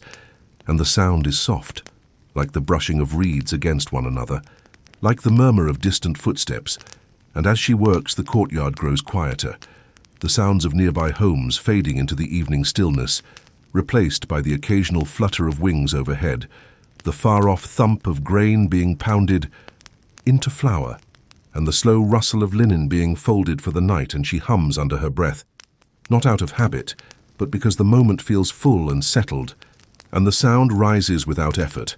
and the jar begins to look whole again, not perfect, but complete, as if it too understands that strength is not in flawlessness, but in being tended to, in being mended with care. And when the patching is finished, she wipes her hands on a rag and leans back, sitting on her heels, gazing at her work not with pride but with a soft nod of acknowledgement, a recognition that she has done what needed doing, and done it well enough to last through many more days of water carried and poured and held. And the jar, as it rests there in the fading light, seems almost content, its surface cool and damp in places, its body catching the last of the golden sky in faint reflections. And as the breeze shifts and night begins its slow descent, the woman rises, stretches her back and steps inside, leaving the jar to dry in the open air, where it waits patiently in silence, once again ready to carry what must be carried. In tea. The cooling hour just before dusk fully descends, when the sun has begun to fold itself behind the palm-lined horizon, and the sky turns to muted tones of copper and rose, the shadows lengthening into thin veils across the courtyard. A woman sits on a small flat stone near the entrance of her home with a tool in her hands, a wooden washing paddle, worn smooth from years of use, its edges dulled by the repeated rhythm of striking wet fabric against stone, a rhythm that echoes in her muscles even now as she holds it, though no cloth waits beside her, no water splashes at her feet, and beside her lies a simple sharpening stone, oblong and weathered, the kind that requires no explanation, passed from mother to daughter like a story too familiar to be retold, and she begins her work with no announcement, no dramatic motions, simply holding the paddle at a slight angle and drawing the edge against the stone in long, steady pulls, the soft scraping sound like the whisper of wind through dry papyrus, consistent and even, not rushed, not hesitant, each motion deliberate as if she is coaxing the paddle back to its original voice. Not a sharpness meant to cut, but a firmness meant to carry strength, to meet water and cloth with just enough bite to remove the dirt, but never the fiber, never the memory woven into the fabric. And as she continues, the paddle begins to change subtly in her hands, its edges growing cleaner, more defined, though still rounded with the comfort of long use, and the stone darkens slightly where the wood has left behind its trace, a mark of the moment's quiet transformation. And around her, the village moves slowly, preparing for night, not with noise but with habit. A door creaks open, and then, closed, a handful of firewood is dropped into a pot ring with a hollow clack. A soft voice calls a child to come in, and overhead, a bird flutters from one tree to another before the air cools too much to fly. And through it all the woman works, not needing to look at her hands, her eyes tracing the sky above her as it deepens in color, catching the faint shimmer of the first star appearing, steady and faint near the edge of the roofline. And for a moment she stops, setting the paddle across her knees, letting her fingers run along its length, feeling for imperfections not with sight, but by touch alone. A method passed down not by instruction, but by mimicry, by having watched others sit in this very posture, doing this very act at this very time of day. And when she resumes, it is only for a few more strokes, just enough to know the job is complete, not perfect, not new, but ready. And when, She stands and brushes her palms lightly on her tunic. She does not carry the paddle with reverence, but with familiarity, like a companion that will continue walking beside her tomorrow and the next day and the next. And she places it gently inside the doorway, in its usual place near the other tools of her day. And as she steps back out to breathe in the last light, the stone now quiet, the air filled with the distant scent of burning wood and river mist, she feels the comfort of knowing that one more small thing is ready, one more simple act is done, and the night, with its cool hush and heavy dark, has one less reason to wait. As evening settles more completely across the village, and the final streaks of sun withdraw from the highest edges of the walls, leaving only a faint glow in the sky that slowly dims into velvet blue,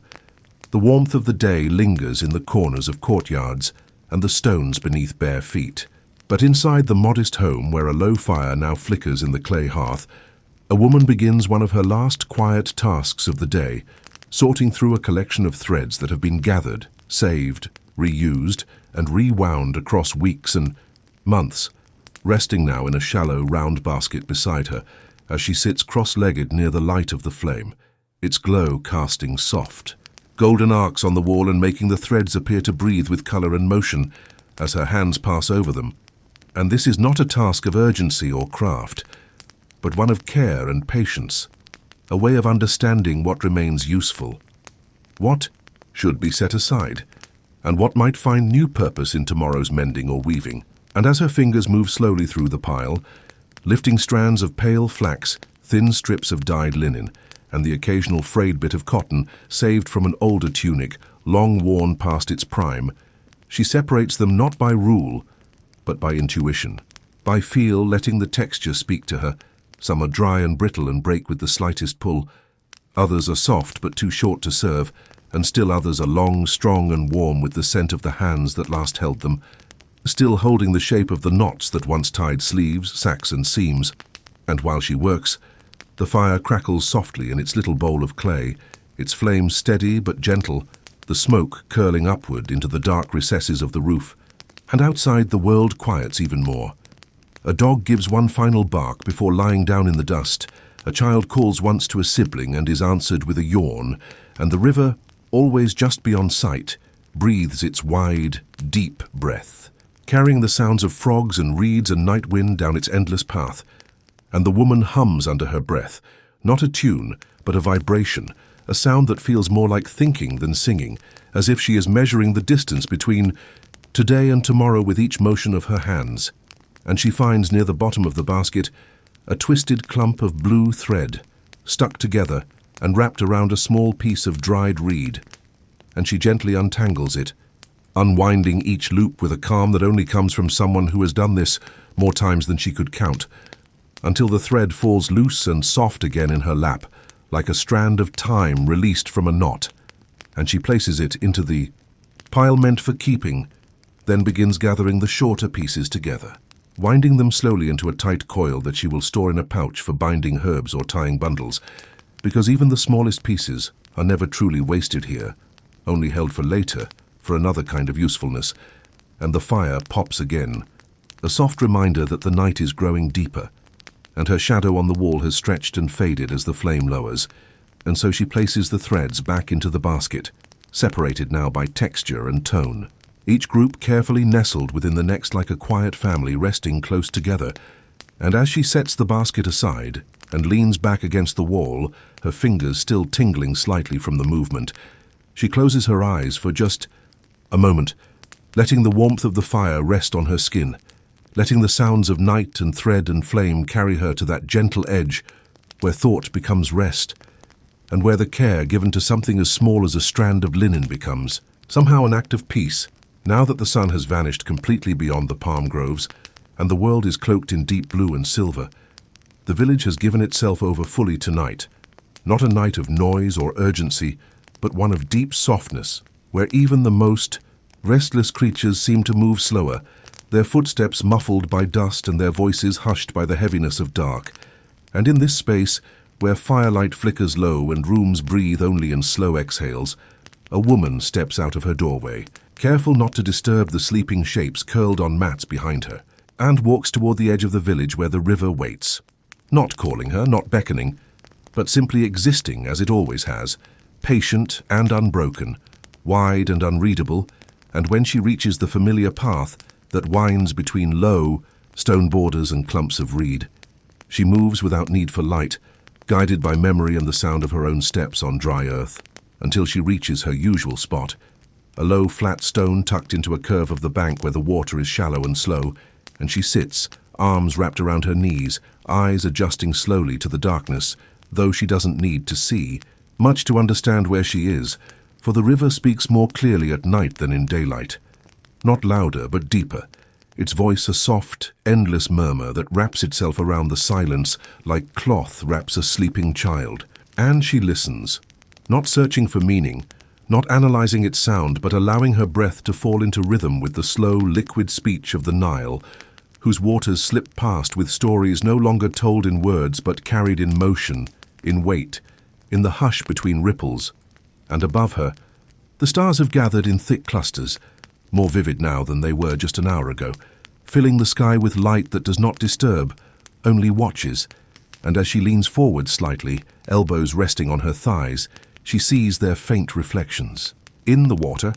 not clear but shimmering, broken into soft shapes by the movement of the current, and she finds comfort in their distance, in the way they seem eternal yet quiet, present yet uninterested in time, much like the river itself. And the woman lets her thoughts drift with the flow, memories of her mother sitting here in similar posture, thoughts of the tunic she will wash tomorrow morning, wondering briefly if the crack in the water jar has held through the cooling night. And then even these thoughts fade, replaced by nothing in particular, just presence, just sound and air, and warmth pressed close by the dark, and the frogs begin to sing, not in unison but in scattered pulses, one here, one there, each note as familiar as a lullaby passed down without ever being written. And behind her, the village is quiet, not gone, just resting, its breath steady and low. And the woman does not need to check the time, does not need to count the stars, because the rhythm of the river tells her everything. When to rise, when to wait, when to sleep. And as she closes her eyes, not in exhaustion but in stillness, the world narrows into just this. A warm stone beneath her, a breeze lifting her sleeve, a current speaking without language, and a body resting in perfect quiet beside. A river that never asks for anything more than presence, and in that she finds enough. Back within the gently breathing walls of her home, where the clay holds onto the day's warmth and releases it in soft exhalations through the quiet hours of night. A woman sits cross-legged beside a shallow niche carved into the wall, where a small oil lamp flickers, casting a low, steady glow that gently pushes the darkness just far enough to make the space around her feel more like a cocoon than a room. And in front of her, spread out neatly on a woven mat, are tomorrow's linens. Freshly dried, brought in before dusk and laid carefully in a clean basket, now ready to be folded in preparation for the morning work. Not because it must be done now, but because the quiet of the evening offers the perfect rhythm for it, and the act itself, lifting, smoothing, folding, feels like a lullaby for her hands, like winding down a clock not with gears but with fabric,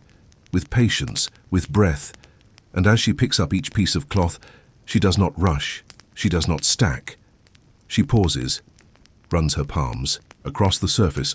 feeling for any missed stiffness, any grain of dust or seed stuck in the weave, then gently pulls each edge into line, guiding the linen into crisp, clean shapes that rest lightly against one another. A process so slow, so exact, it becomes a kind of meditation, not on the cloth, but on the moment, the air, the scent of oil and warmth and old clay. And behind her, the room is silent, save for the occasional shift of a mat, or the soft snore of a child asleep under a loosely draped shawl, and the flame flickers only slightly, as if reluctant to disturb the rhythm of the folds, the way her fingers move like reeds brushing in water, silent but full of motion, and her mind drifts only slightly as she works, remembering, perhaps, how her mother used to fold in the same place, always at night, always after the fire had burned low and the work was quiet enough to hear the crickets singing outside, how she once said that folding linen in candlelight made the cloth remember the hands that shaped it, that no matter how many times it was washed or beaten clean on the stone, it would always carry the softness of the person who tucked its edges gently into place.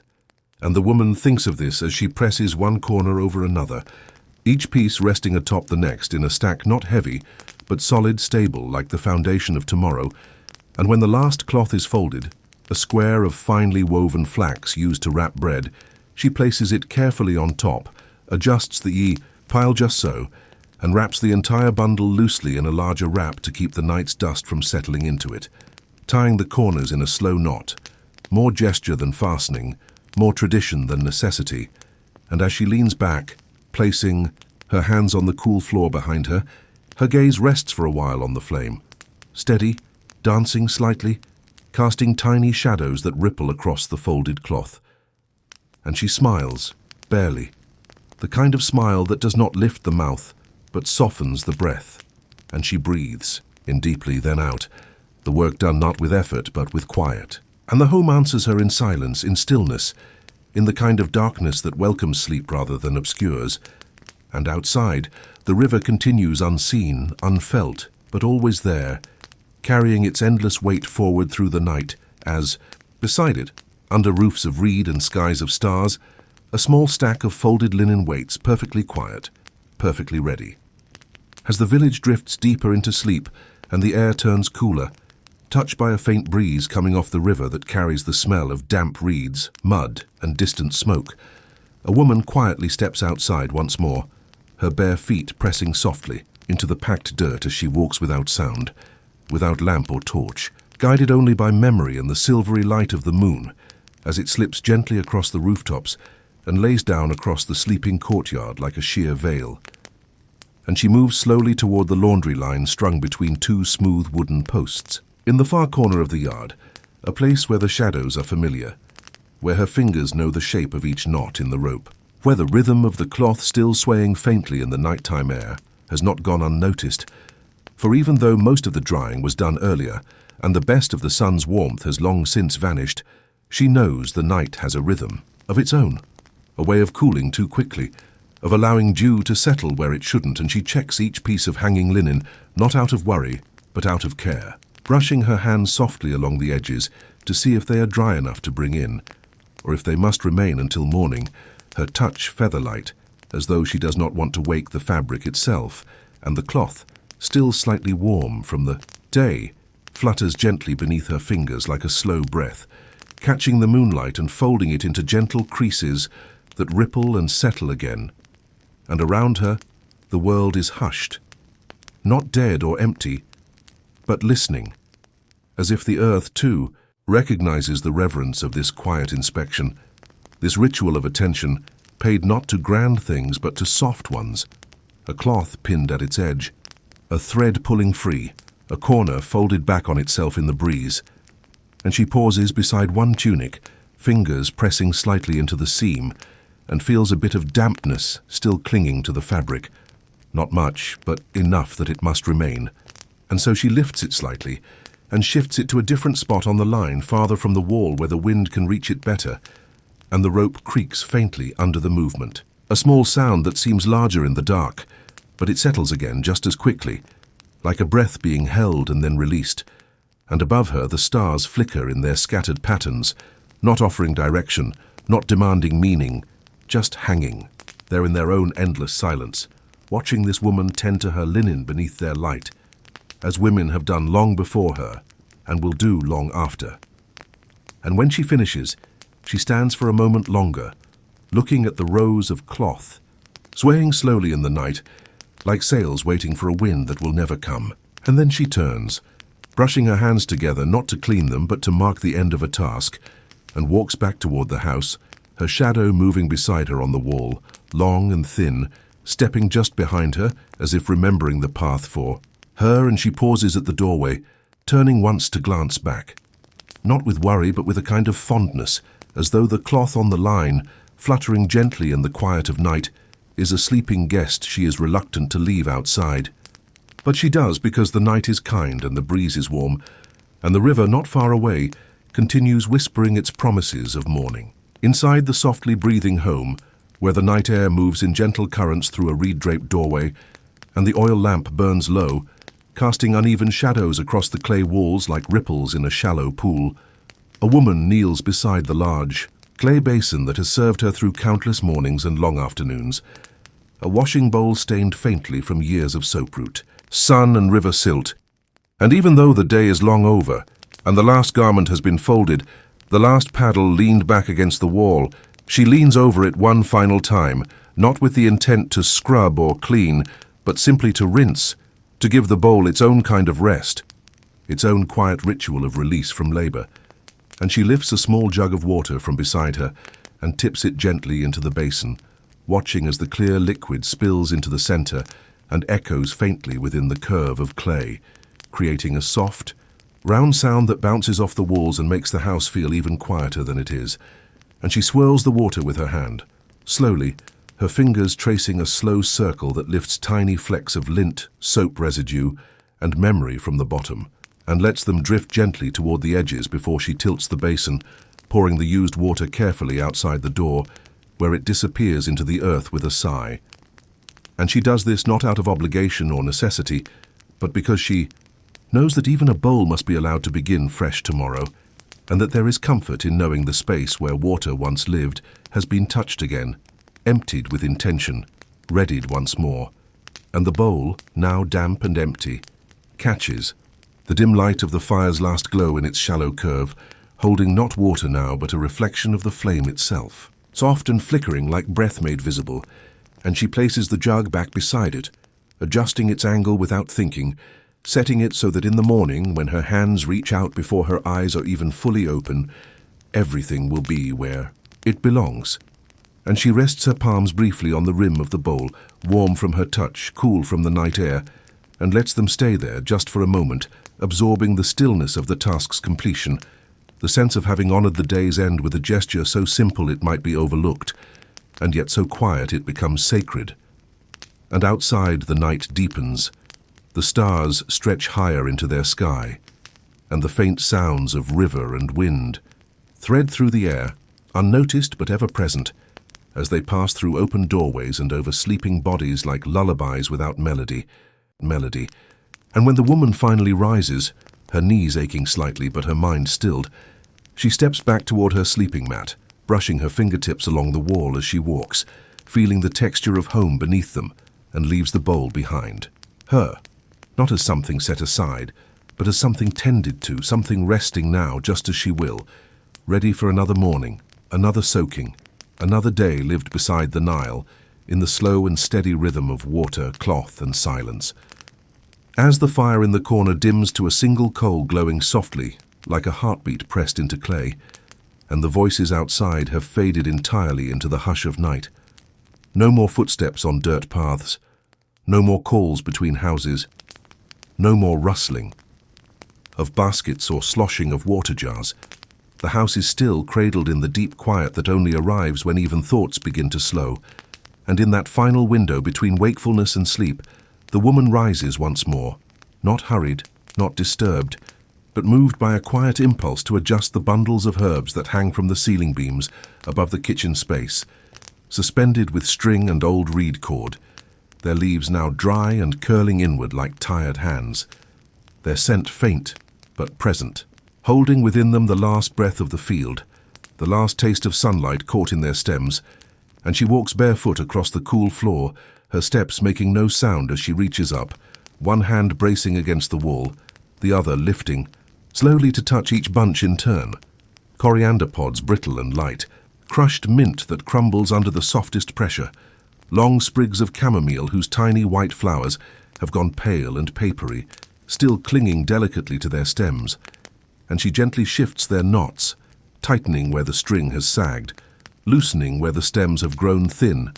brushing away the thin film of dust that has settled over their leaves like sleep itself.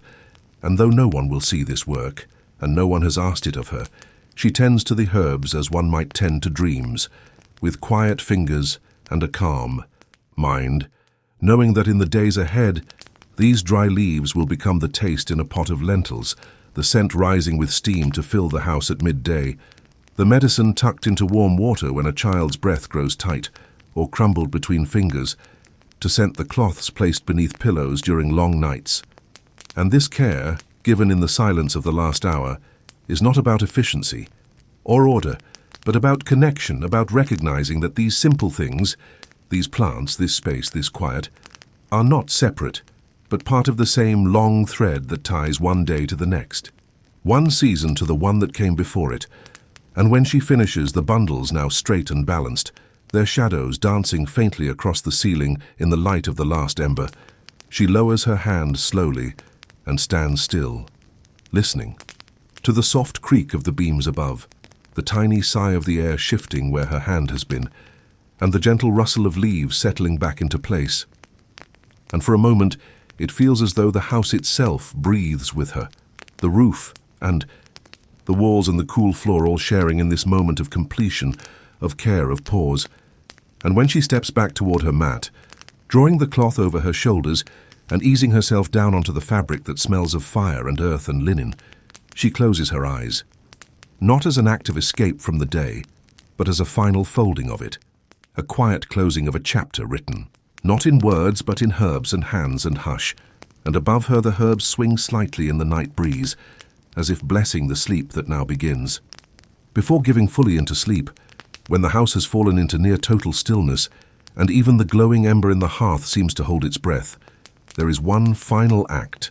one small ritual, performed not with effort, but with quiet anticipation. The laying out of tomorrow's tools, a task so simple and so soft that it requires no words, no plan, just the comfort of motion guided by muscle and memory. And the woman rises slowly from her mat once more, moving gently through the shadows, careful not to wake the children curled nearby or disturb the thin cloth hanging across the doorway that flutters with the night breeze. And near the entrance, tucked into a shallow niche in the wall, rests the old woven basket that holds the basic pieces of her daily rhythm. The paddle for washing, the thin comb for lifting fibers from cloth, the wooden pegs for hanging linen, the smooth river stones used to weigh down cloth corners so they do not flap too wildly in the midday wind. And she kneels beside the basket, touching each item with the kind of recognition one might offer an old friend, not checking them, not judging them, but simply aligning them, smoothing their positions, preparing them not for display, but for readiness. Because when morning returns, as it always does, the day will begin again without pause, without announcement, and it is a kindness to the future self to ensure that everything is already where it belongs, waiting silently to be used. And so she places the paddle across the top, handles facing the doorway, then arranges the comb and the pegs beneath a folded cloth to keep them from gathering dust in the night, her fingers brushing the edge of the basket as she adjusts its angle, turning it ever so slightly to catch the first sliver of morning light when it breaks through the wall opening at dawn. And outside, the river moves soundlessly, its waters black under the moon, but still alive, still gliding, still bearing. The invisible pull of gravity and time, and just beyond the home the reeds sway in near unison, and the stars above, now deep and steady in their placements, continue their quiet vigil. And inside, the woman stands slowly, stretching her, arms overhead, letting her joints crack softly in the silence, and looks once more toward the basket, its contents not glowing, not special, but whole, complete, familiar, and that familiarity is what soothes her, what brings the final ease into her breath. And as she walks softly back across the cool floor to her mat, adjusting the edge of the linen blanket over her legs, pulling it close beneath her chin, she lets out a breath that she did not know she was holding, the kind of breath that carries the entire day within it, the fire, the thread, the washing, the waiting, the brushing, the folding. And now, with the tools laid out, the water, jar-patched, the cloths dry and still hanging, the herbs adjusted, and the last ember giving off just enough heat to keep the chill away from the soles of her feet, she closes her eyes, not to forget the day, but to rest inside it, knowing that the same motions will greet her when the sky lightens once more, and that in this house of small repetitions and river-washed time, everything is now truly in its place. And now that the last tasks of the day have been laid to rest, and the room has grown darker still, the woman settles finally into sleep, not as an escape from waking life, but as its gentle continuation, where the breath grows slower, the muscles let go, and the thoughts loosen like threads no longer pulled.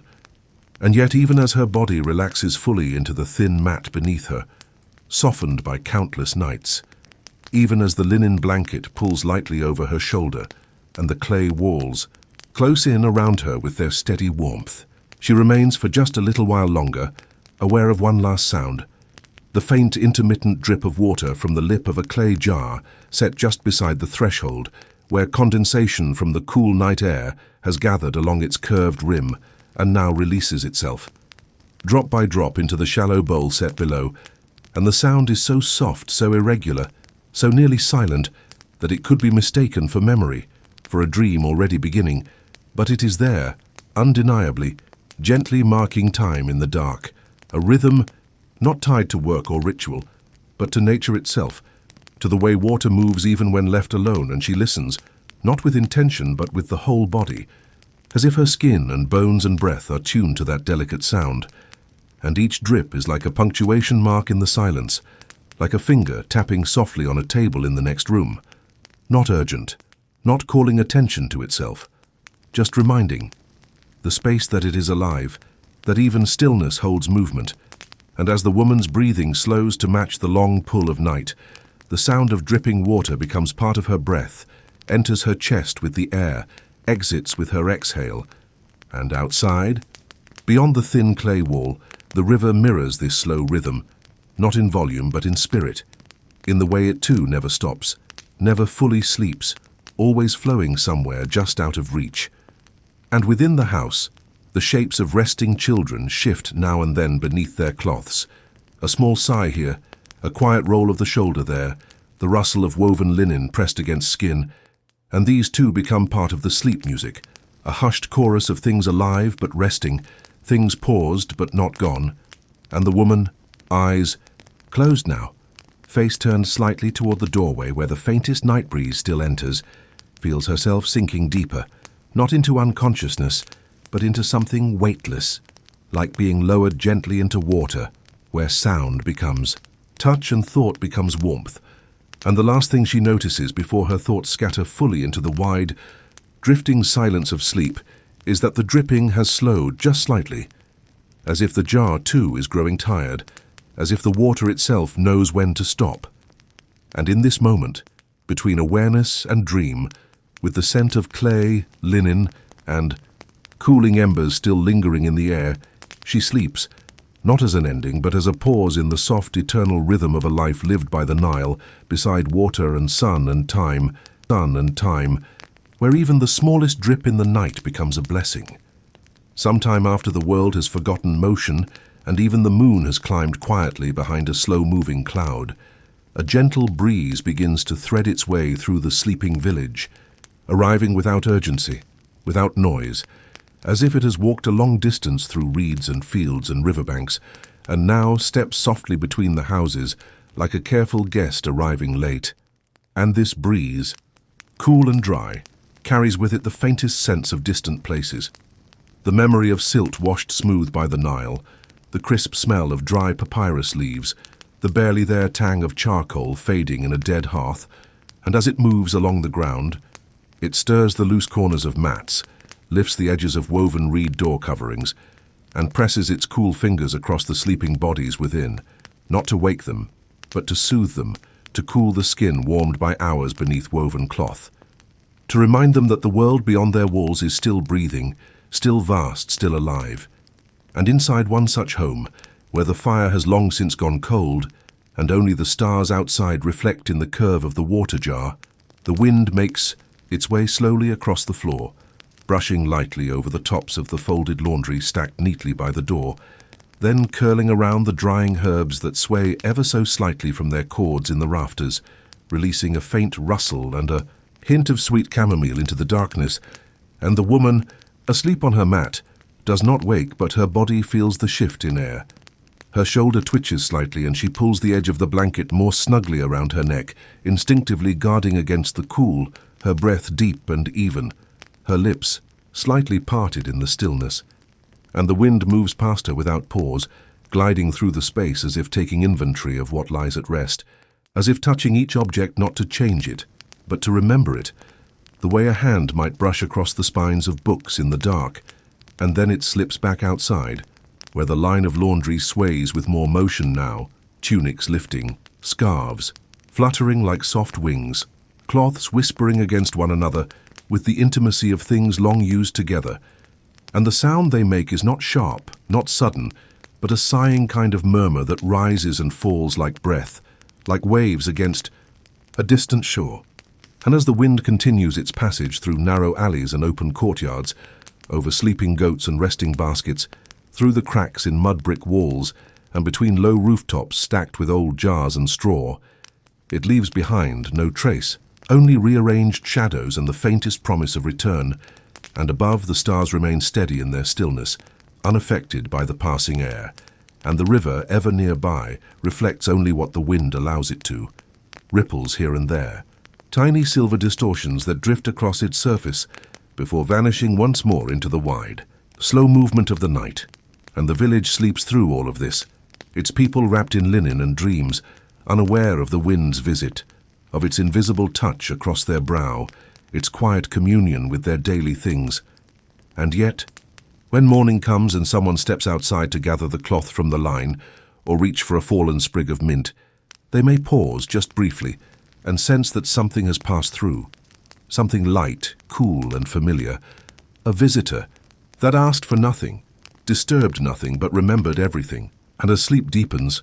pulling her mind into quieter and quieter spaces, where time has no shape and memory blends softly with imagination, the woman begins to dream, not in vivid scenes or voices, but in gentle impressions, like being lowered into warm water and sensing stories ripple past the skin without ever touching fully. And in this dream, she is once again by the river, though the sky is softer than real and the banks seem broader, more golden, as if dusk has folded itself permanently into this dream world, and she walks barefoot through the shallows where the water is not cold and not warm, but perfectly still, perfectly even, lapping at her ankles with a kindness that feels more like being held than moved. And in her arms she carries a great length of linen, impossibly white, impossibly long, that trails behind her like a ribbon across the surface, and as she moves, the linen floats and shifts, catching the light of the sky, shimmering not with wetness, but with a glow that feels old, sacred, known. And there are others there. Though they do not speak, women with faces too familiar to name, or perhaps no faces at all, only presence, and they move beside her with the same rhythm, their garments dry despite the water, their arms carrying bundles of washing baskets, jugs, all without weight, without sound. And though no work is being done, the dream feels like work, not in the sense of labor or effort, but in the way one might feel the slow, sacred motion of doing something over and over, not to finish, but to remember. And the river in this place does not flow but hums, a soft resonance that presses gently against the ribs, against the soles of the feet, as if the water itself is breathing. And when she kneels to dip the cloth into it, the linen seems to draw in the sound, absorbing the hum like ink, turning its brightness into something softer,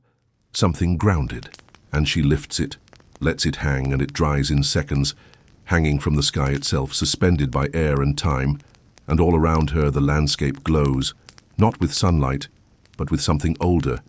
perhaps memory, perhaps blessing. And her hands move with their familiar grace, not hurried, not paused, but perfectly paced, as if the rhythm of her waking life has followed her here,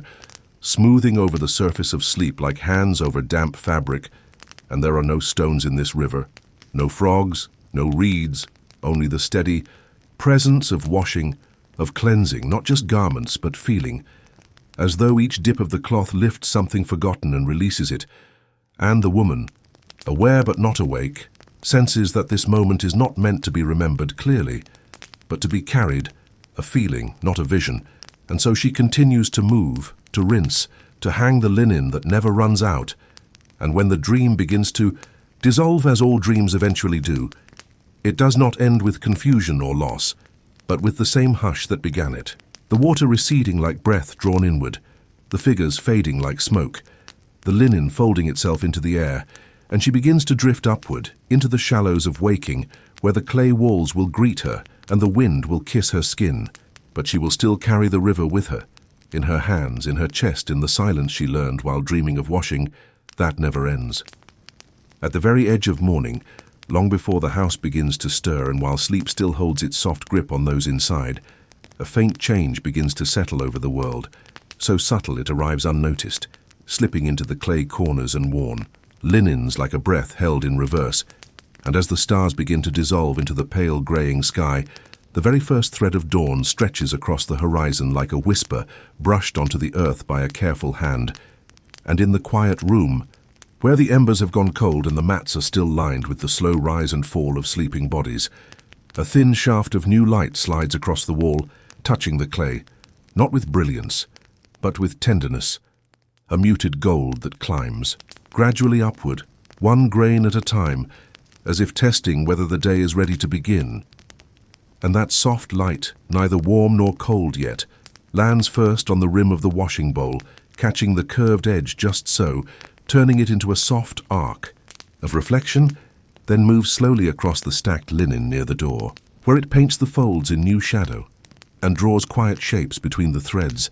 making the fabric look once again like something newly woven, as if no hand has touched it yet. And above, the bundles of herbs suspended from the rafters begin to glow faintly, their colors returning slowly from the dark. The green of dried mint, the warm beige of chamomile, the muted grey of thyme all returning in hushed increments, as if shy to be seen again, and beneath them the floor, still, cool from the night, begins to shift from invisible to visible, revealing the faint outlines of footprints, small flecks of dried fibre, and the round shadow of the water jug.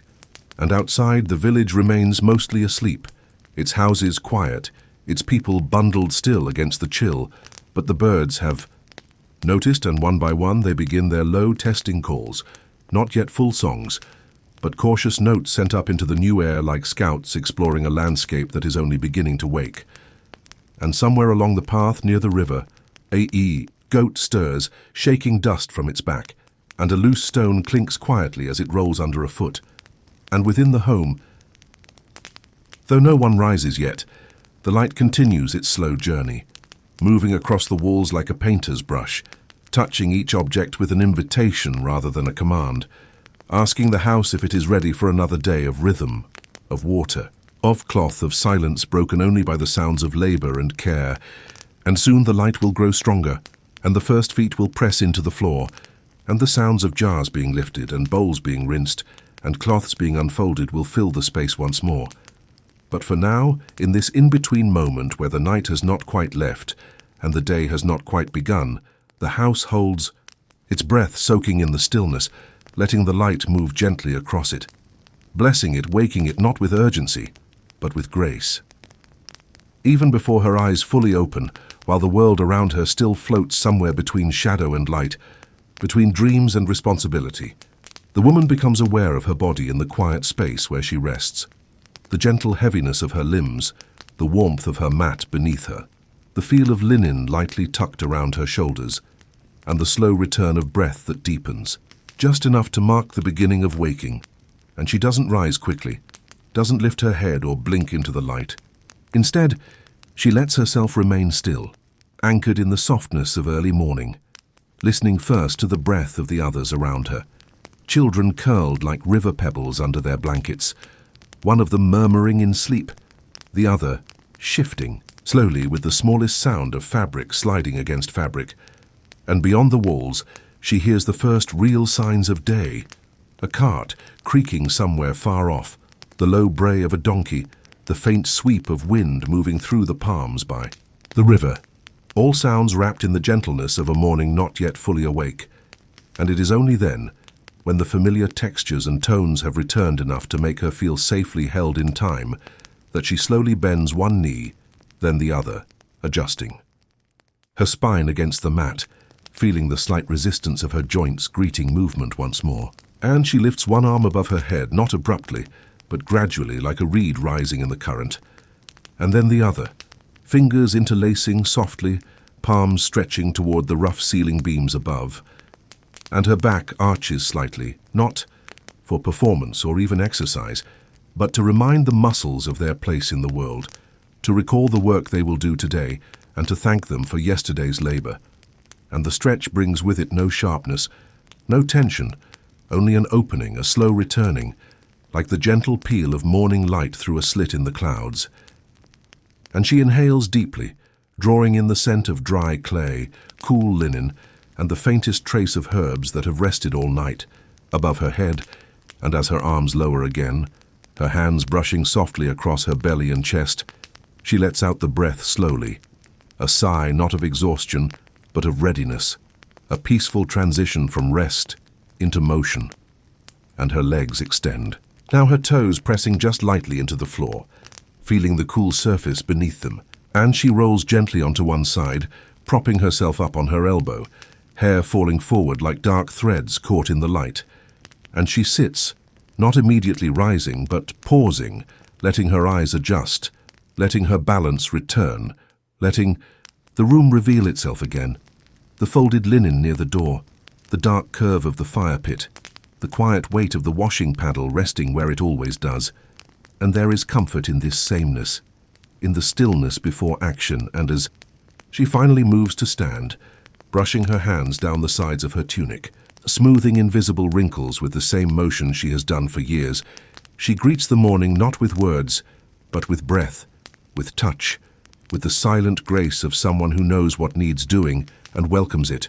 for the stretch was not to prepare for something grand, but to connect again to the body that will carry water, lift cloth, rinse, fold, and wait, a body that belongs to the rhythm of the Nile, where each day unfolds not in rush, but in return. After the slow waking, after the stretching of limbs and the first sip of cool water from the jar left overnight to settle the dust and warmth of yesterday, the woman moves toward the hearth, where the small fire that warmed the last meal of the evening has long since burned down to a quiet bed of grey, chalky remnants, ashes light as air, resting in delicate mounds across the curved floor of the clay basin, untouched by breeze or motion through the quiet night. And though the morning is still new and full of that peculiar hush that hangs in the air before the first chores take shape, she kneels before the hearth with the care one gives to something sacred, not because the ashes are fragile, though they are, but because the moment itself is soft, unbroken, and she means to keep it so.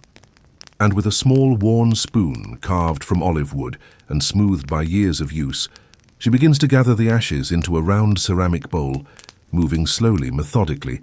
as though scooping flour for bread or sifting earth for planting, each stroke releasing a faint cloud into the air which drifts upward before fading into invisibility. And the ashes, though light, are not weightless, for within them rests the memory of fire, of the twigs and branches carefully fed into the flame the evening before, of the cooking pot suspended above, of the lentils that boiled quietly as children laughed in low tones nearby.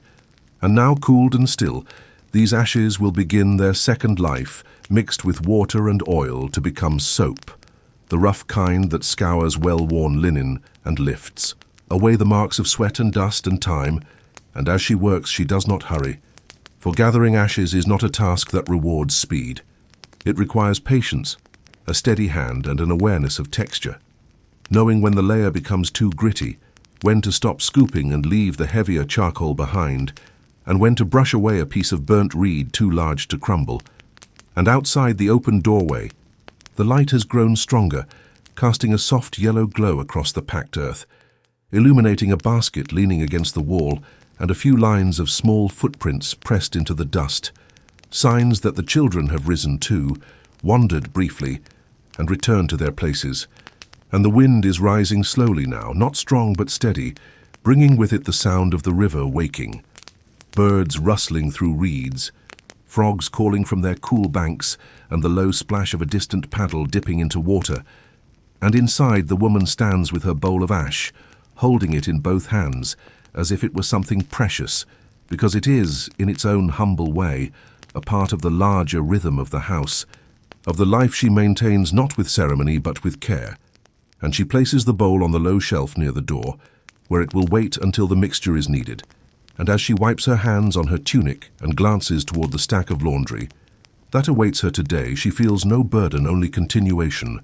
For the ashes, like the linen, the water, the sun, are all parts of a single long breath of existence along the Nile, where nothing is wasted, and every fragment of the day, even what is burned and gone, becomes useful again. With the ashes set aside, and the morning light now gently filling the village in slanted golden beams that stretch between doorways and over woven rooftops, the woman lifts the empty clay water jar from its resting place beside the hearth, its side still cool from the night, the curve of its lip smooth against her palm, and carries it balanced carefully against her hip as she walks the well-worn path toward the river, her feet moving in quiet familiarity over packed earth, past low mud walls and slumbering goats, through a space that still holds the weight of dreams, but is beginning to hum softly with the promise of tasks. And the path, winding gently between small homes and reed fences, is dappled with light, filtered through palm fronds overhead, the morning breeze tugging gently at the edges of her shawl, as if reminding her of the air's early chill before the sun reaches its full warmth. And as she walks, she passes other women with their own jars, their own quiet footsteps and thoughtful glances, and though no words are spoken, their presence forms a silent company, a rhythm of togetherness that requires no conversation, only movement and shared knowledge, the kind passed down not in teaching, but in repetition, in the countless footsteps pressed into the soil by their mothers and their mothers' mothers before them. And when she reaches the riverbank, the sound of the Nile greets her not as a surprise but as a return, the slow lap of water against stone, the rustle of reeds leaning into the current, the soft drone of insects dancing above the surface, and she steps carefully down to the shallow ledge where the water is clear and still, bending slowly, holding the jar in both hands now,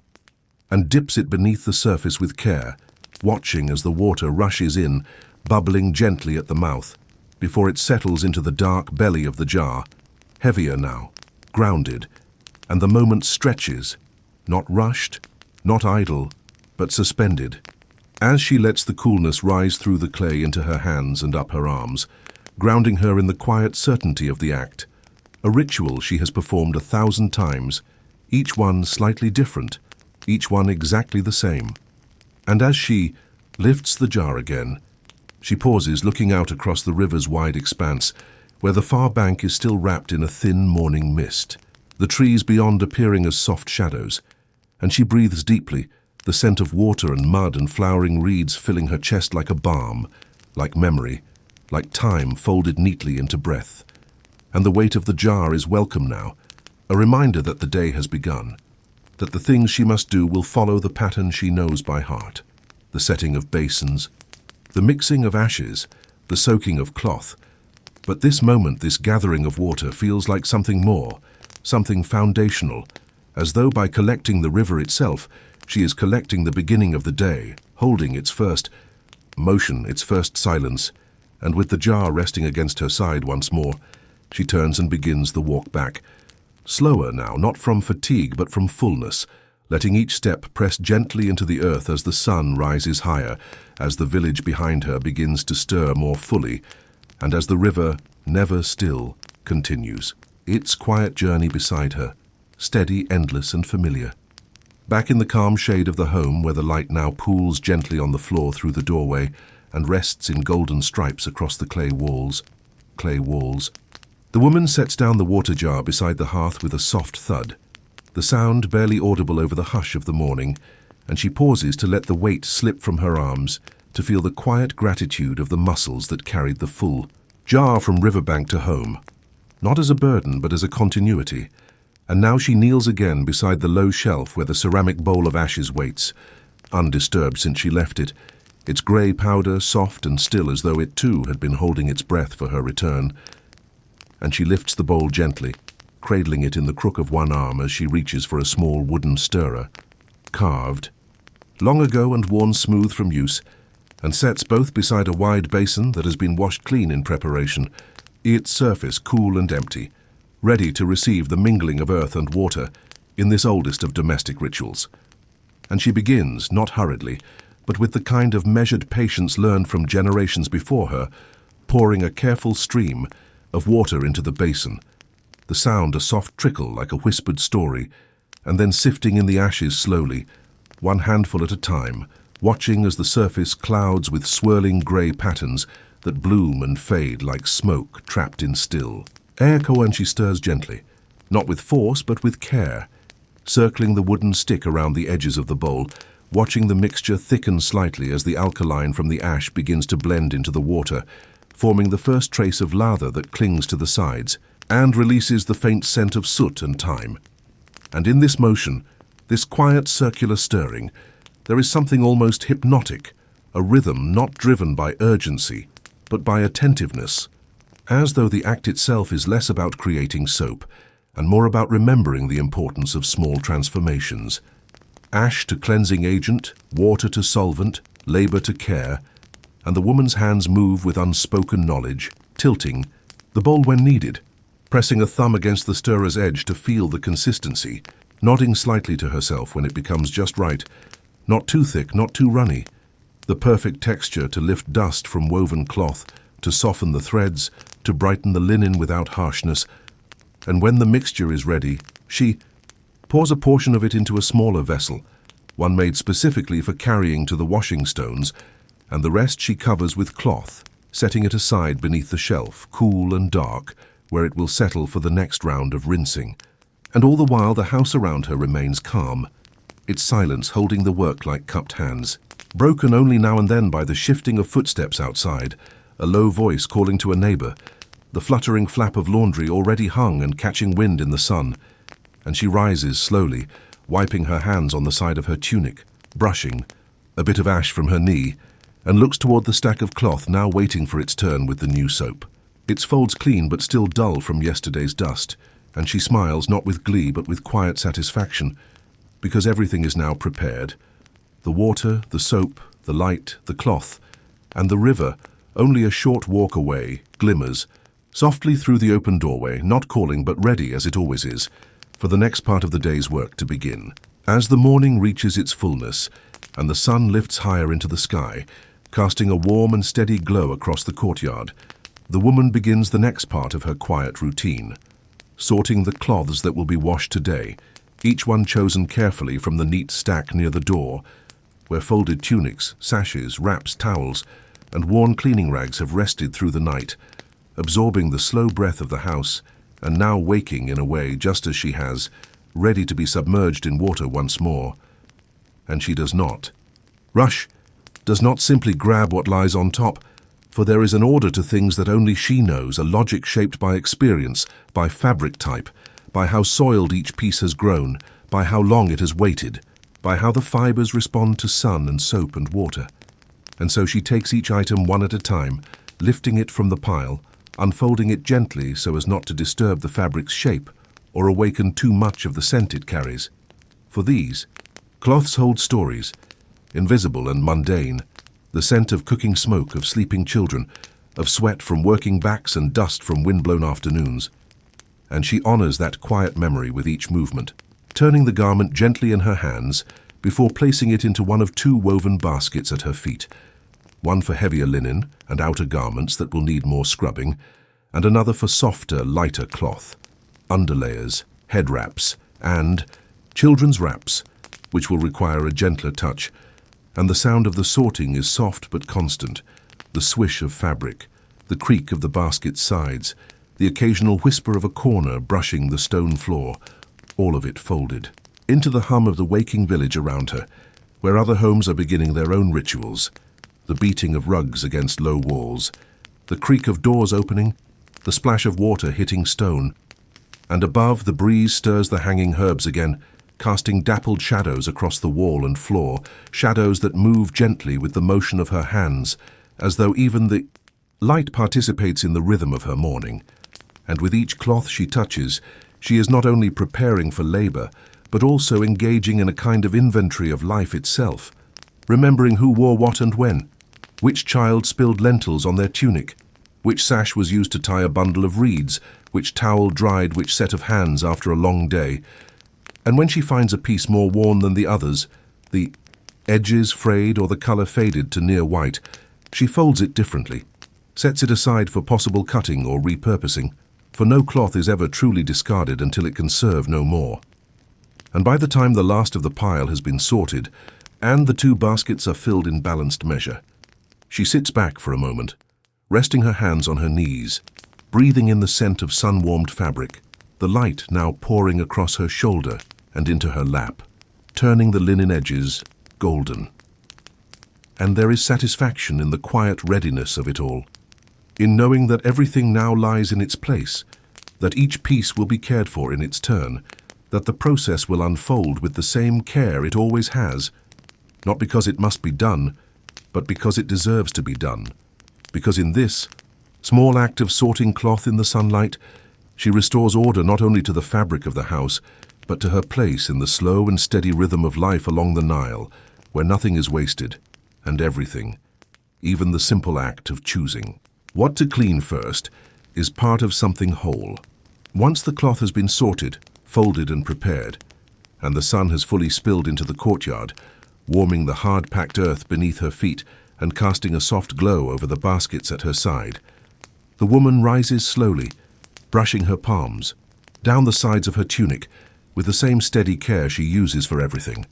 Not hurried, not idle, but deliberate, rooted in the understanding that the tasks she performs, though simple, are the frame upon which the whole day hangs. And she moves toward the first basket, the one filled with heavier cloth, and lifts it with both hands, feeling its familiar weight pressed gently into her arms and shoulders, not unwelcome, but rather grounding, as if holding something real in a world that often drifts between silence and breeze. And with the smaller basket for lighter garments balanced neatly on top of the larger one, she steps through the open doorway into the morning light, the warmth wrapping around her like a shawl, the brightness soft enough to comfort but not yet harsh enough to squint against, and begins her slow walk toward the river, feet moving along a path she knows so well she needn't look down, the basket held close against her chest, the road gently curving beneath her. And as she walks, the village begins to stir in full around her.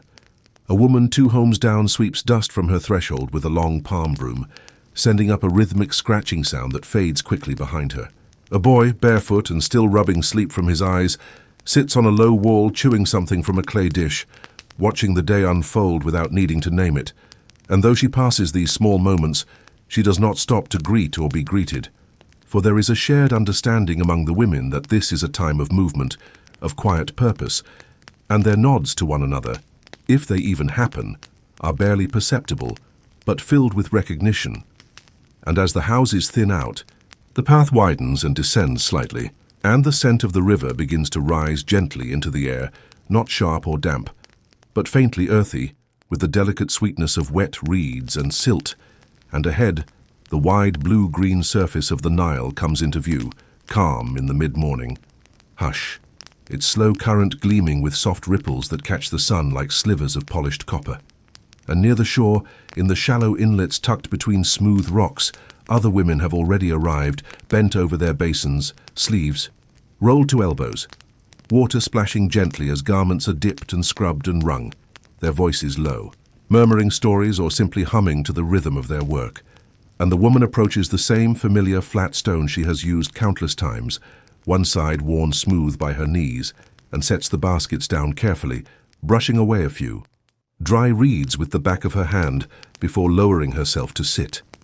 And as she does, she looks up for a moment, across the glinting water, to the far side of the river, where the land rises in soft green swells and palm trees lean lazily against the breeze, and she takes a deep breath. She takes a deep breath, letting the scent, the sound, the sight of the river settle around her like the first page of a day already written, and beside her, the baskets wait, quietly full of stories pressed into thread. And now, with water before her and sun at her back, she begins once more, not with weariness, but with the calm assurance that all of this, is exactly what the morning was meant for. With the 2 baskets resting just beside her on the smooth river stone, warmed by the mid-morning sun, and the river itself spreading quietly before her like a long, soft breath pressed against the earth, the woman reaches for the first piece of cloth, a wide, heavy wrap worn daily by her eldest child, its edges stiff with dust, its middle darkened by the sweat of work and play, and as she lifts it gently from the pile, She gives it a quiet glance, almost like a greeting, for this fabric has been with her family longer than some memories. Its folds etched with time, softened by seasons, and now marked by the simple evidence of life. And she leans forward slowly, her knees finding their usual place on the flat stone. Her hands moving with instinctive rhythm as she dips the cloth into the river, watching as it resists for a second before surrendering completely, becoming darker, heavier, more pliant, the silt from the fibers blending momentarily into the water before floating away, and she lifts the garment partway, wrings it gently, then submerges it again, repeating this motion not with force but with patience, as though coaxing the cloth to release the dust and memory it has clung to. And, beside her, the jar of soap mixture sits uncapped, the greyish liquid now warmed slightly by the sun, and she dips her fingers into it, rubbing the mixture gently along the folds of the cloth, her hands working slowly and deliberately as she smooths the mixture into the fibers, massaging it into the weave, using her thumb to press it into the areas where the fabric has thickened with wear. And there is no sound but the soft splash of cloth against water, the quiet shift of her weight on stone, and the occasional low murmur of another washerwoman a few stones away, humming something slow and circular that blends easily into the backdrop of bird calls and gentle current. And around her, the river remains steady, its color shifting only slightly with the play of light above, and tiny fish dart between reeds at the edges, their quick movements creating ripples that echo outward but never reach her work. And she pauses for a moment, the soaked garment heavy in her hands, and holds it up toward the sun, watching the way the water drips from its edges in soft arcs, catching the light like threads of melted silver. And then she presses it once more between her palms, wringing it from end to end until the moisture releases in slow, tired streams, and finally lays it gently over a smooth rock nearby, where the sun has begun to heat the surface just enough to encourage drying. And she sits back for a moment, her hands wet, her knees dusted with the fine silt of the riverside, and looks at the cloth as it settles into place, its shape softening, its color returning to something closer to what it was. And in that moment, there is no urgency, no long list of chores waiting, only the slow unfolding of a task she knows deeply, performed not with obligation, but with quiet continuity, where water, ash, fabric, and sun meet in the calmest of conversations. And reaching now for the next piece, she knows that this motion, this moment, will repeat again and again today, as it did yesterday, as it will tomorrow. Each time slightly different, each time exactly the same. With the first cloth laid out gently upon the sun-warmed rock, its fibers slowly relaxing under the steady heat and open air, the woman returns to the basin, dipping her hands into the cool river and letting the water pass through her fingers, for a moment before reaching for the next garment in the basket, a smaller wrap, perhaps once wrapped around a child's shoulders or used to tie a bundle of dried reeds, lighter, softer, and stained in places where little hands have held fruit, soil, or wet clay, its edges frayed slightly, the corners curled from repeated washing and folding, and she handles it as if it were something delicate, something personal, folding it in her hands with a practiced grace before lowering it into the river's edge, letting the water envelop it, the cloth drifting lazily just beneath the surface like a leaf caught in a slow current. And she lifts it and presses it against itself, wringing and loosening, not with haste but with quiet rhythm,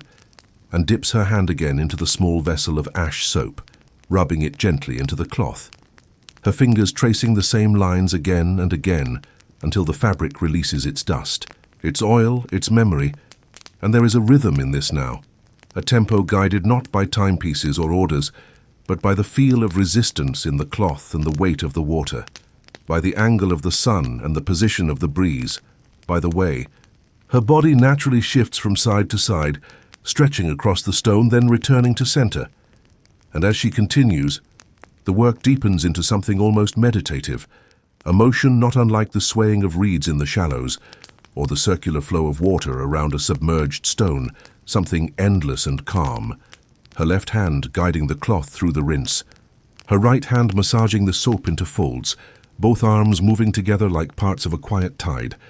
And she hums now softly, something wordless and low, not for melody or comfort, but because the sound seems to match the moment,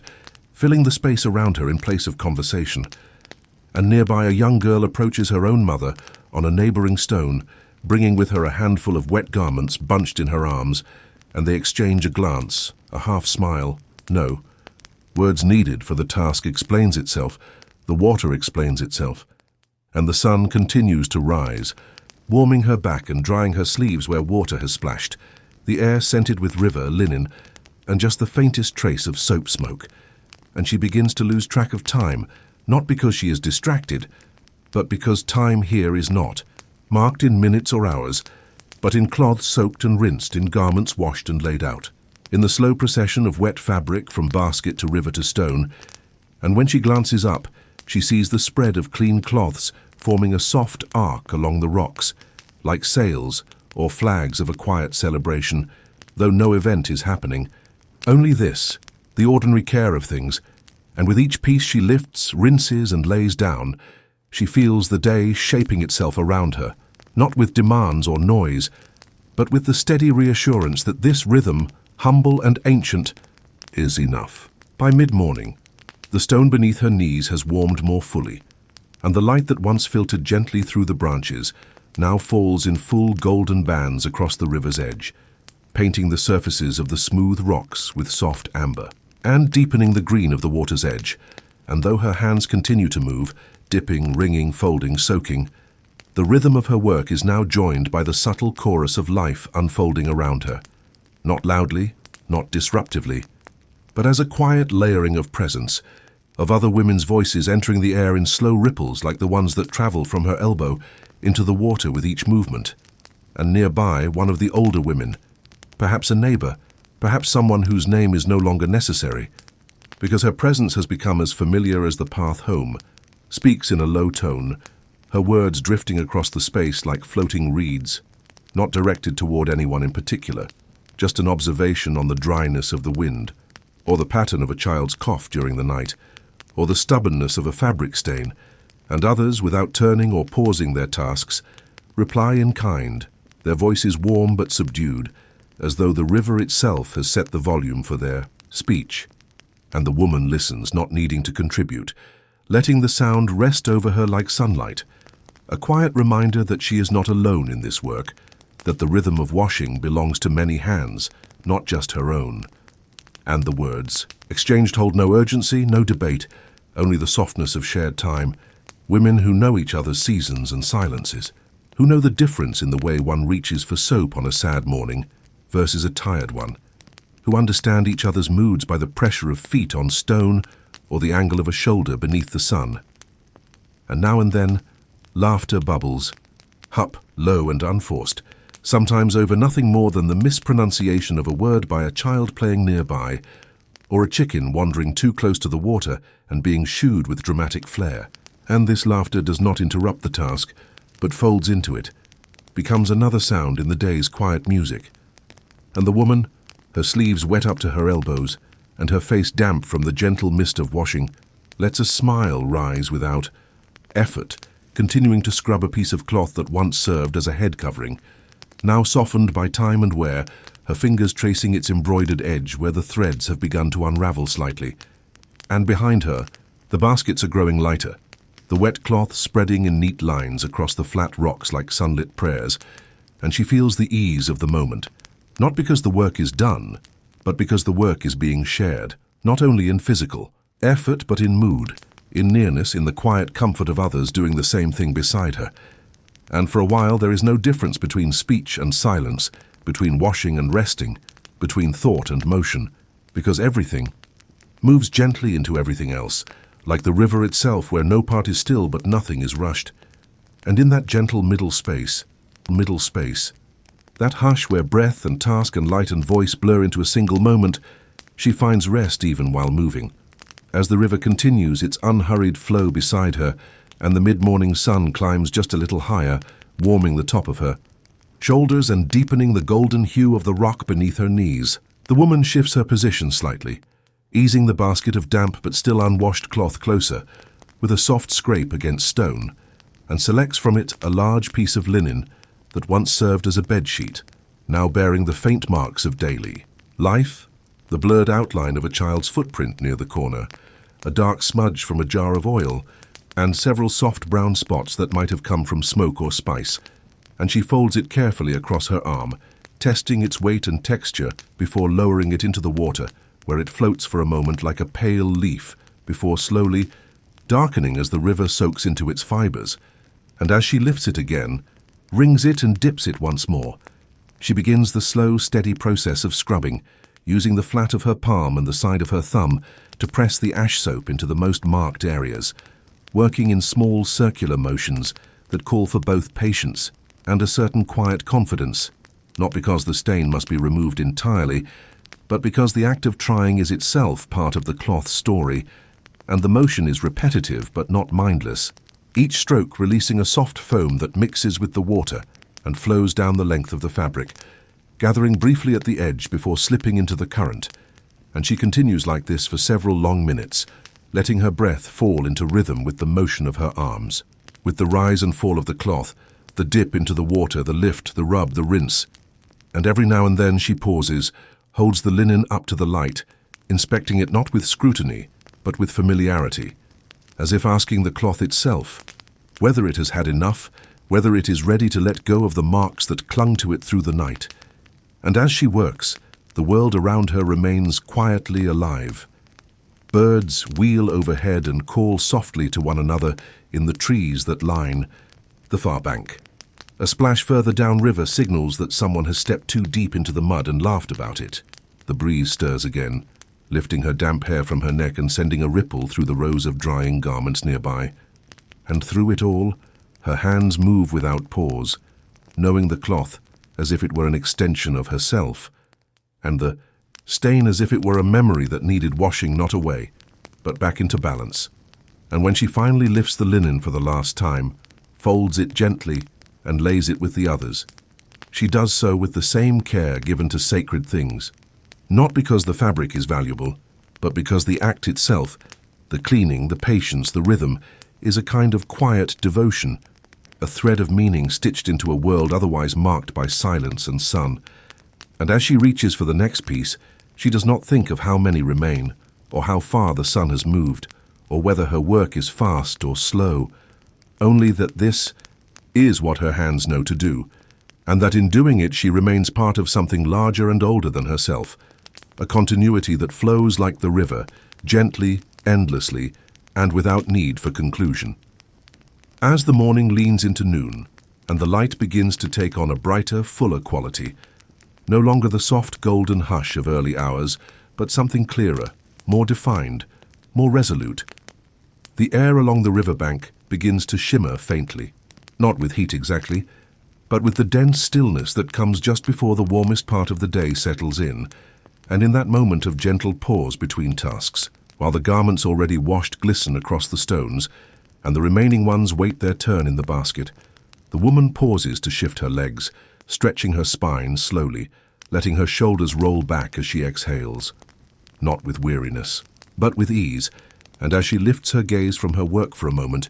she sees just a little downriver, where the current is slower and the stones dip more shallowly into the water, a group of children beginning to gather, their small feet kicking up dust as they scamper down the worn footpath,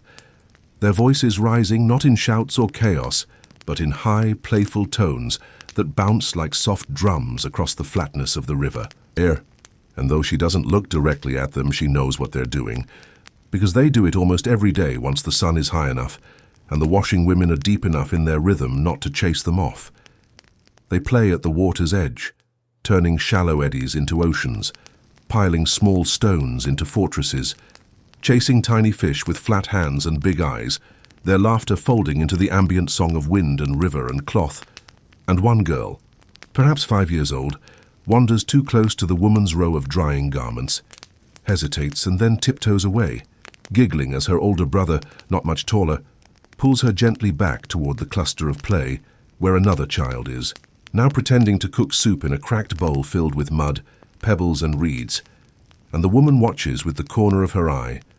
her mouth curving into the faintest smile, remembering when her own hands were that small, Or perhaps when they once held hands that small, now grown and working in fields or weaving mats or simply elsewhere for the moment. And she returns to her basin, not with reluctance, but with renewed calm, dipping her fingers once again into the cool water and the sound of the children, their footsteps, their laughter, their quiet disputes over whose turn it is to stir the mud. All of it folds into her movements like background music, like a lullaby whose lyrics she no longer remembers, but whose melody she knows by heart.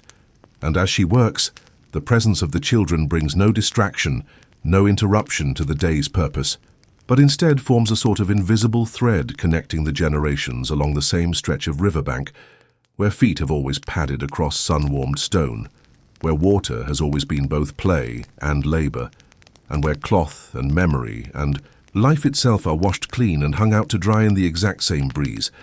And when one of the children slips and falls into the shallows, sending up a surprised cry and a playful splash, no one panics, no one scolds. For even this has happened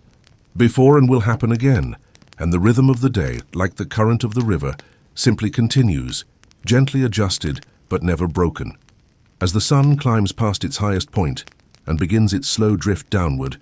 the riverbank becomes brighter still, the light flattening everything into soft gleam and shadow, and though the breeze continues to stir gently, bringing with it the mingled scents of wet linen, sun-warmed clay and distant flowering plants, the heat settles deeper now, not oppressive but persuasive, as if encouraging every living thing to slow down just a little, to fold into the quiet of midday and let the world catch its breath. And so, as if in agreement with that ancient suggestion, the woman sets aside the cloth she was preparing to wash next, her fingers pausing in their gentle wringing, and she sits back on her heels, lifting her face slightly toward the breeze and closing her eyes for just a few moments, not to sleep, but to rest within the stillness, to feel it pass over her like cool water, like shade itself. And behind her the flat stones now carry the soft weight of several clean garments stretched out in neat rows, their edges lifting just slightly with the shifting wind, and beside her the basket that once brimmed with soiled cloth is now nearly empty, holding only a few remaining pieces that will wait patiently until the pause is over. And the soundscape shifts too, subtly but certainly, as the children who played so loudly earlier now sit quietly, their games slowed into whispers and half-constructed forts, one of them curled up beside a basket, tracing lazy lines in the dirt with a stick, another resting with her chin in her hands, watching the water in a kind of quiet trance, and nearby the other women too have begun to slow their motions, some lowering themselves onto the river stones to stretch their legs, others pulling cloth across their shoulders to shield from the sun, and one leans back against a flat boulder, humming something wordless, her eyes half closed, the melody barely audible, a kind of lull that matches the gentle shimmer of the light. And this moment, this pause, is not spoken of or planned, but it arrives each day just the same, like a tide turning. And it is honored not with silence, but with the softening of everything. Voices lowered, limbs loosened, tasks set gently aside, and the woman runs her fingers through the ends of her damp hair, feeling where the sun has already dried it, then smooths her hands over her knees and glances once more at the wide blue stretch of the Nile, which continues to move, slow and constant, carrying not urgency, but time itself. And she takes a long breath, the kind that fills her whole body and leaves her lighter, and when she exhales, she lets her shoulders drop, lets her jaw unclench, lets the work wait for her. For this is part of the rhythm too, this stillness between motions, this moment of leaning into the shade, into the breath, into the knowledge that the sun will lower and the task will resume, and the cloth will be cleaned and folded and carried home. But for now, in this suspended space, she rests without guilt or question,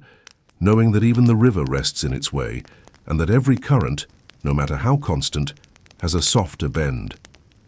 As the heat of the midday sun begins its slow retreat, folding, back just slightly from its peak and softening around the edges, the woman feels the quiet return of energy in her limbs, not like a rush or a jolt, but more like the slow lifting of a curtain after a long and comfortable silence, and she rises carefully from the cool stone where she had rested, brushing the dust from the back of her tunic and stretching her arms above her head in a smooth, practiced arc that draws the stiffness out of her shoulders without urgency. And around her, the riverbank has begun to stir again, not with noise, but with movement. Women shifting their baskets, children chasing each other with quieter footsteps. Now their earlier shouts replaced by murmurs, and the soft rhythm of rinsing and folding resuming in a gentle tide of activity.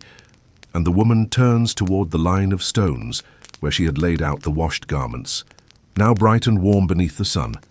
their edges lifted by the breeze in soft flutters like sails on a lazy boat,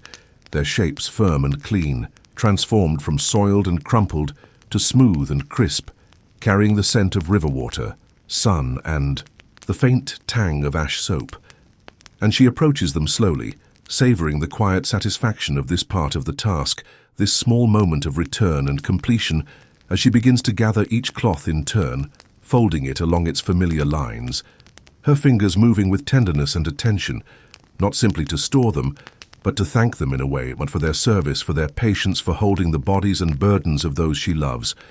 And as she folds, she checks each garment, gently, running her hands along seams to ensure no threads have loosened, brushing away any stray leaf or bit of dust that may have settled during drying. And with each fold comes a rhythm, a quiet ceremony of sorts.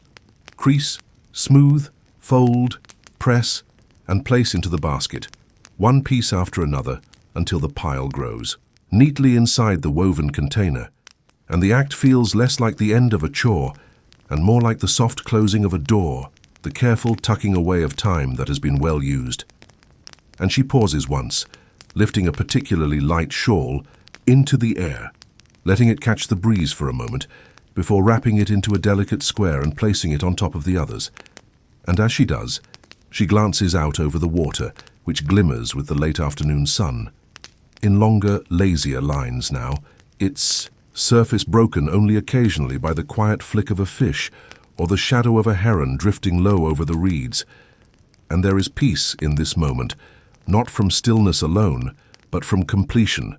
from the knowing that the task, once so full and heavy in its beginning, has slowly unwound itself into a pattern of movements, and now rests like the folded cloths themselves, in quiet readiness for whatever comes next. And when the last piece has been folded and placed atop the others, she lifts the basket again, heavier now but more familiar in its fullness, and sets it near the footpath where it will wait until she is ready to begin the slow walk home, and she sits beside it for a few breaths longer, not out of fatigue, but to allow the moment to settle, to let the stillness stretch just a little more before the next step begins.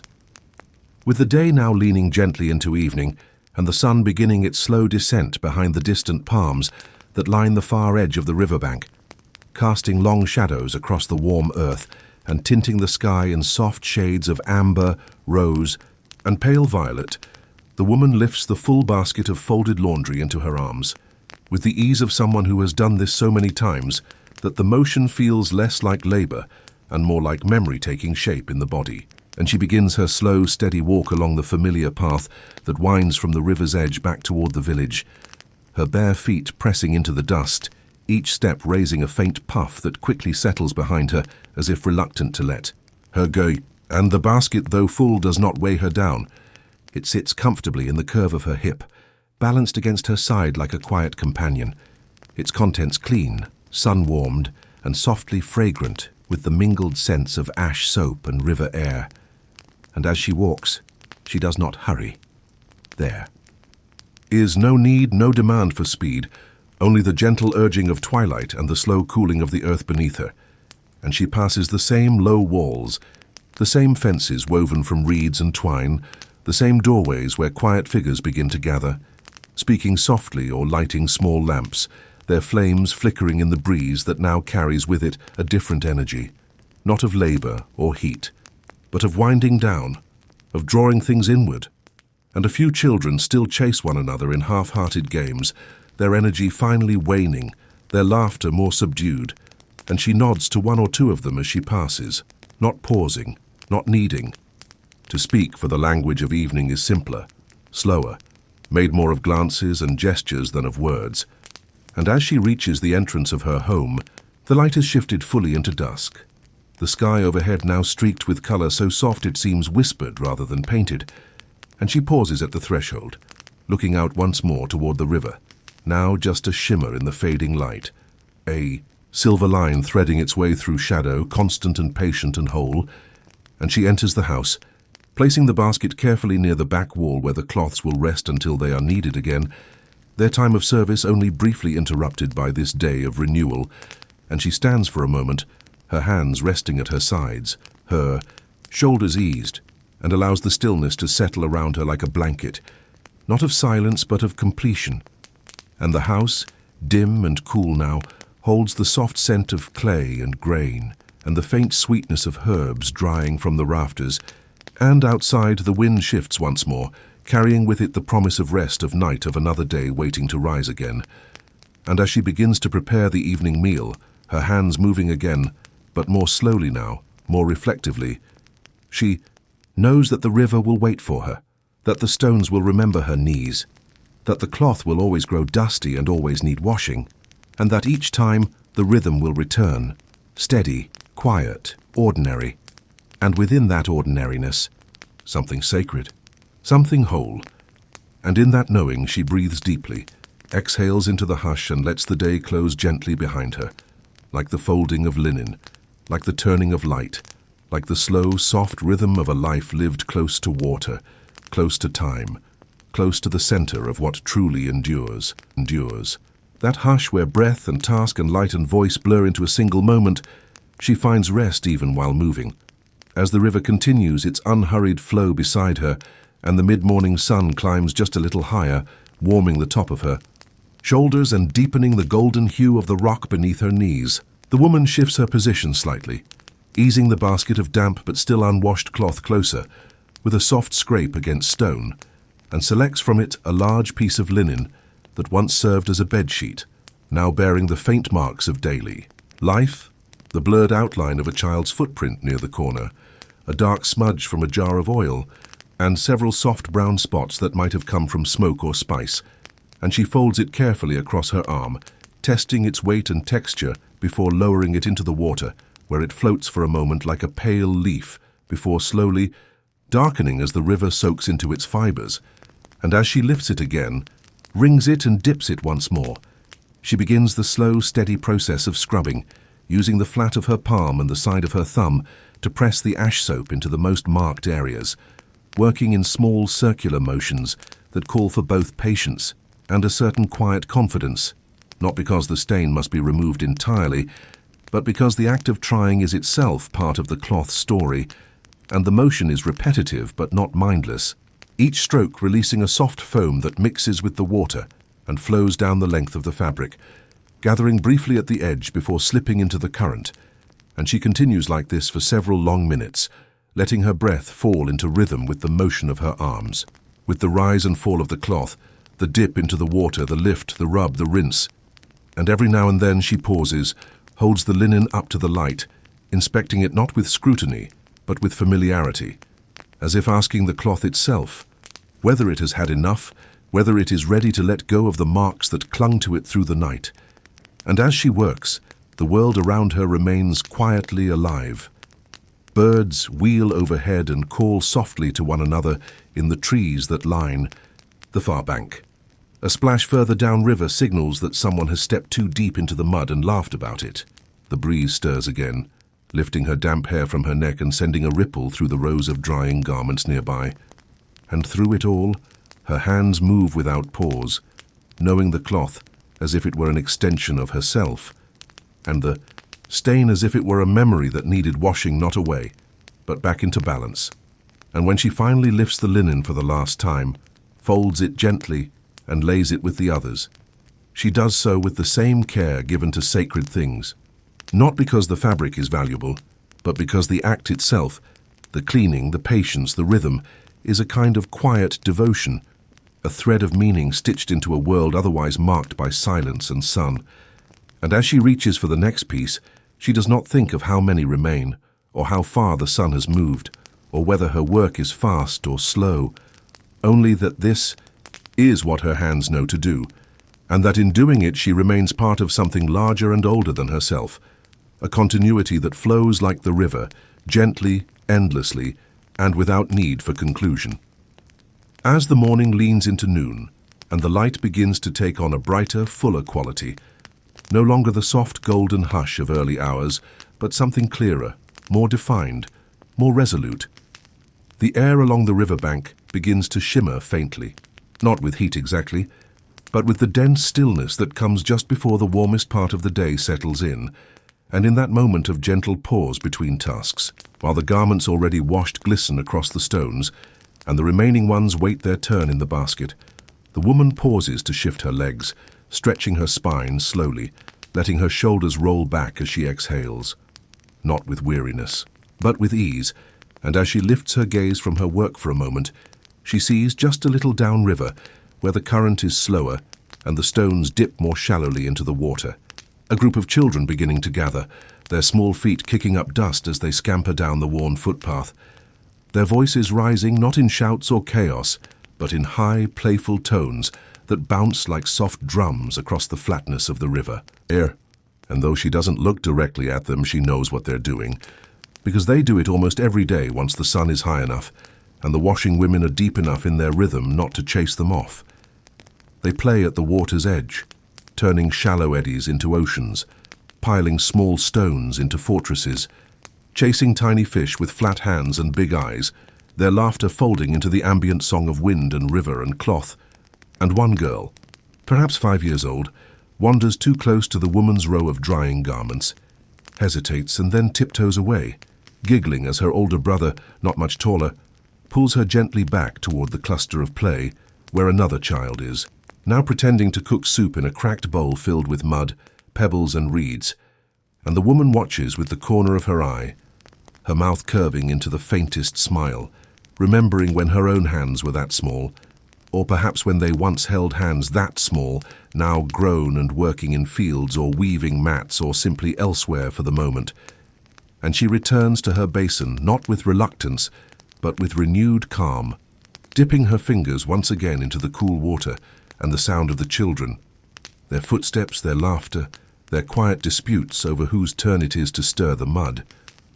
All of it folds into her movements like background music, like a lullaby whose lyrics she no longer remembers, but whose melody she knows by heart. And as she works, the presence of the children brings no distraction, no interruption to the day's purpose, but instead forms a sort of invisible thread connecting the generations along the same stretch of riverbank, where feet have always padded across sun-warmed stone, where water has always been both play and labor, and where cloth and memory and life itself are washed clean and hung out to dry in the exact same breeze. And when one of the children slips and falls into the shallows, sending up a surprised cry and a playful splash, no one panics, no one scolds, for even this has happened before and will happen again, and the rhythm of the day, like the current of the river, simply continues, gently adjusted but never broken. As the sun climbs past its highest point and begins its slow drift downward, the riverbank becomes brighter still, the light flattening everything into soft gleam and shadow, and though the breeze continues to stir gently, bringing with it the mingled scents of wet linen, sun-warmed clay and distant flowering plants, the heat settles deeper now, not oppressive but persuasive, as if encouraging every living thing to slow down just a little, to fold into the quiet of midday and let the world catch its breath. And so, as if in agreement with that ancient suggestion, the woman sets aside the cloth she was preparing to wash next, her fingers pausing in their gentle wringing, and she sits back on her heels, lifting her face slightly toward the breeze and closing her eyes for just a few moments, not to sleep, but to rest within the stillness, to feel it pass over her like cool water, like shade itself. And behind her the flat stones now carry the soft weight of several clean garments stretched out in neat rows, their edges lifting just slightly with the shifting wind, and beside her, the basket that once brimmed with soiled cloth is now nearly empty, holding only a few remaining pieces that will wait patiently until the pause is over. And the soundscape shifts too, subtly but certainly, as the children who played so loudly earlier now sit quietly, their games slowed into whispers and half-constructed forts, one of them curled up beside a basket, tracing lazy lines in the dirt with a stick, another resting with her chin in her hands, watching the water in a kind of quiet trance, and nearby the other women too have begun to slow their motions, some lowering themselves onto the river stones to stretch their legs, others pulling cloth across their shoulders to shield from the sun, and one leans back against a flat boulder, humming something wordless, her eyes half closed, the melody barely audible, a kind of lull that matches the gentle shimmer of the light. And this moment, this pause, is not spoken of or planned, but it arrives each day just the same, like a tide turning. And it is honored not with silence, but with the softening of everything. Voices lowered, limbs loosened, tasks set gently aside. And the woman runs her fingers through the ends of her damp hair, feeling where the sun has already dried it, then smooths her hands over her knees and glances once more at the wide blue stretch of the Nile, which continues to move, slow and constant, carrying not urgency, but time itself.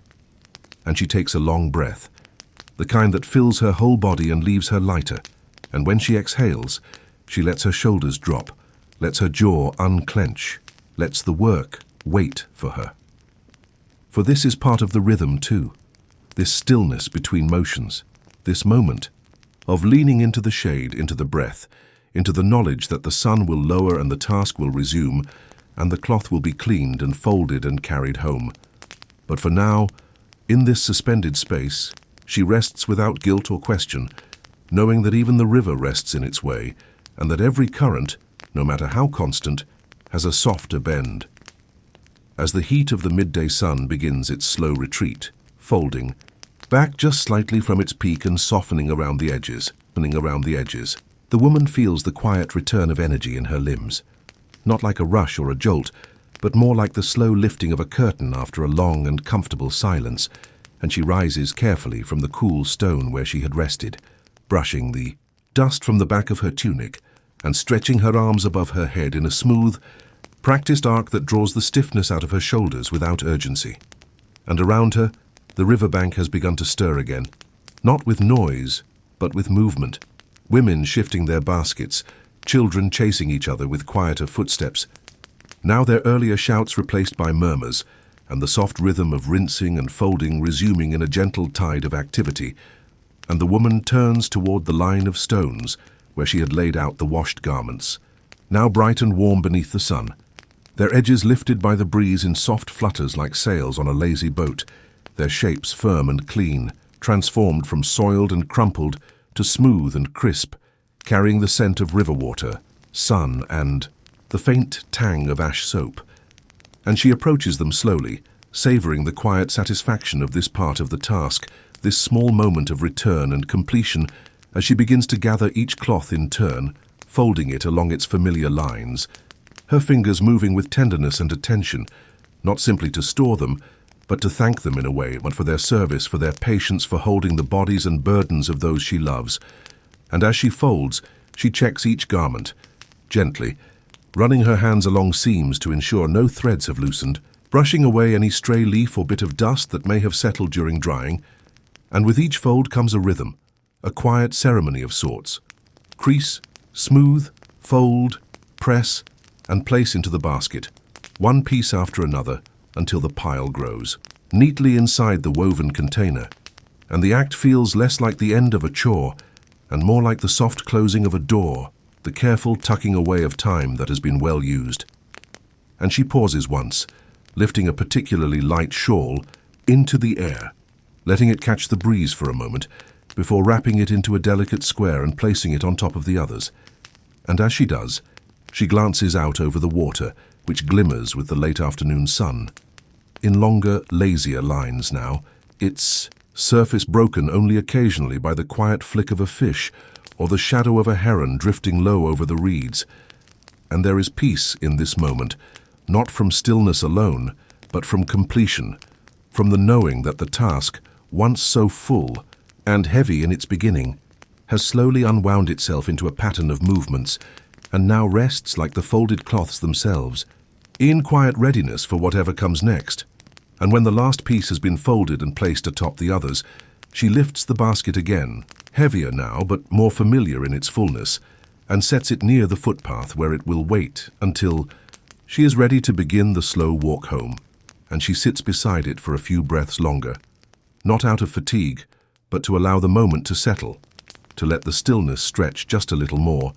before the next step begins. With the day now leaning gently into evening, and the sun beginning its slow descent behind the distant palms that line the far edge of the riverbank, casting long shadows across the warm earth and tinting the sky in soft shades of amber, rose, and pale violet, the woman lifts the full basket of folded laundry into her arms, with the ease of someone who has done this so many times that the motion feels less like labor and more like memory taking shape in the body. And she begins her slow, steady walk along the familiar path that winds from the river's edge back toward the village, her bare feet pressing into the dust, each step raising a faint puff that quickly settles behind her as if reluctant to let her go. And the basket, though full, does not weigh her down. It sits comfortably in the curve of her hip, balanced against her side like a quiet companion, its contents clean, sun-warmed, and softly fragrant with the mingled scents of ash soap and river air. And as she walks, she does not hurry. There is no need, no demand for speed, only the gentle urging of twilight and the slow cooling of the earth beneath her. And she passes the same low walls, the same fences woven from reeds and twine, the same doorways where quiet figures begin to gather, speaking softly or lighting small lamps, their flames flickering in the breeze that now carries with it a different energy, not of labor or heat, but of winding down, of drawing things inward. And a few children still chase one another in half-hearted games, their energy finally waning, their laughter more subdued, and she nods to one or two of them as she passes, not pausing, not needing. To speak, for the language of evening is simpler, slower, made more of glances and gestures than of words. And as she reaches the entrance of her home, the light has shifted fully into dusk. The sky overhead now streaked with color so soft it seems whispered rather than painted, and she pauses at the threshold, looking out once more toward the river, now just a shimmer in the fading light, a silver line threading its way through shadow, constant and patient and whole. And she enters the house, placing the basket carefully near the back wall where the cloths will rest until they are needed again, their time of service only briefly interrupted by this day of renewal. And she stands for a moment, her hands resting at her sides, her shoulders eased, and allows the stillness to settle around her like a blanket, not of silence but of completion. And the house, dim and cool now, holds the soft scent of clay and grain, and the faint sweetness of herbs drying from the rafters. And outside the wind shifts once more, carrying with it the promise of rest of night of another day waiting to rise again. And as she begins to prepare the evening meal, her hands moving again, but more slowly now, more reflectively, she knows that the river will wait for her, that the stones will remember her knees, that the cloth will always grow dusty and always need washing, and that each time the rhythm will return, steady, quiet, ordinary, and within that ordinariness, something sacred, something whole. And in that knowing she breathes deeply, exhales into the hush and lets the day close gently behind her, like the folding of linen, like the turning of light, like the slow, soft rhythm of a life lived close to water, close to time, close to the center of what truly endures.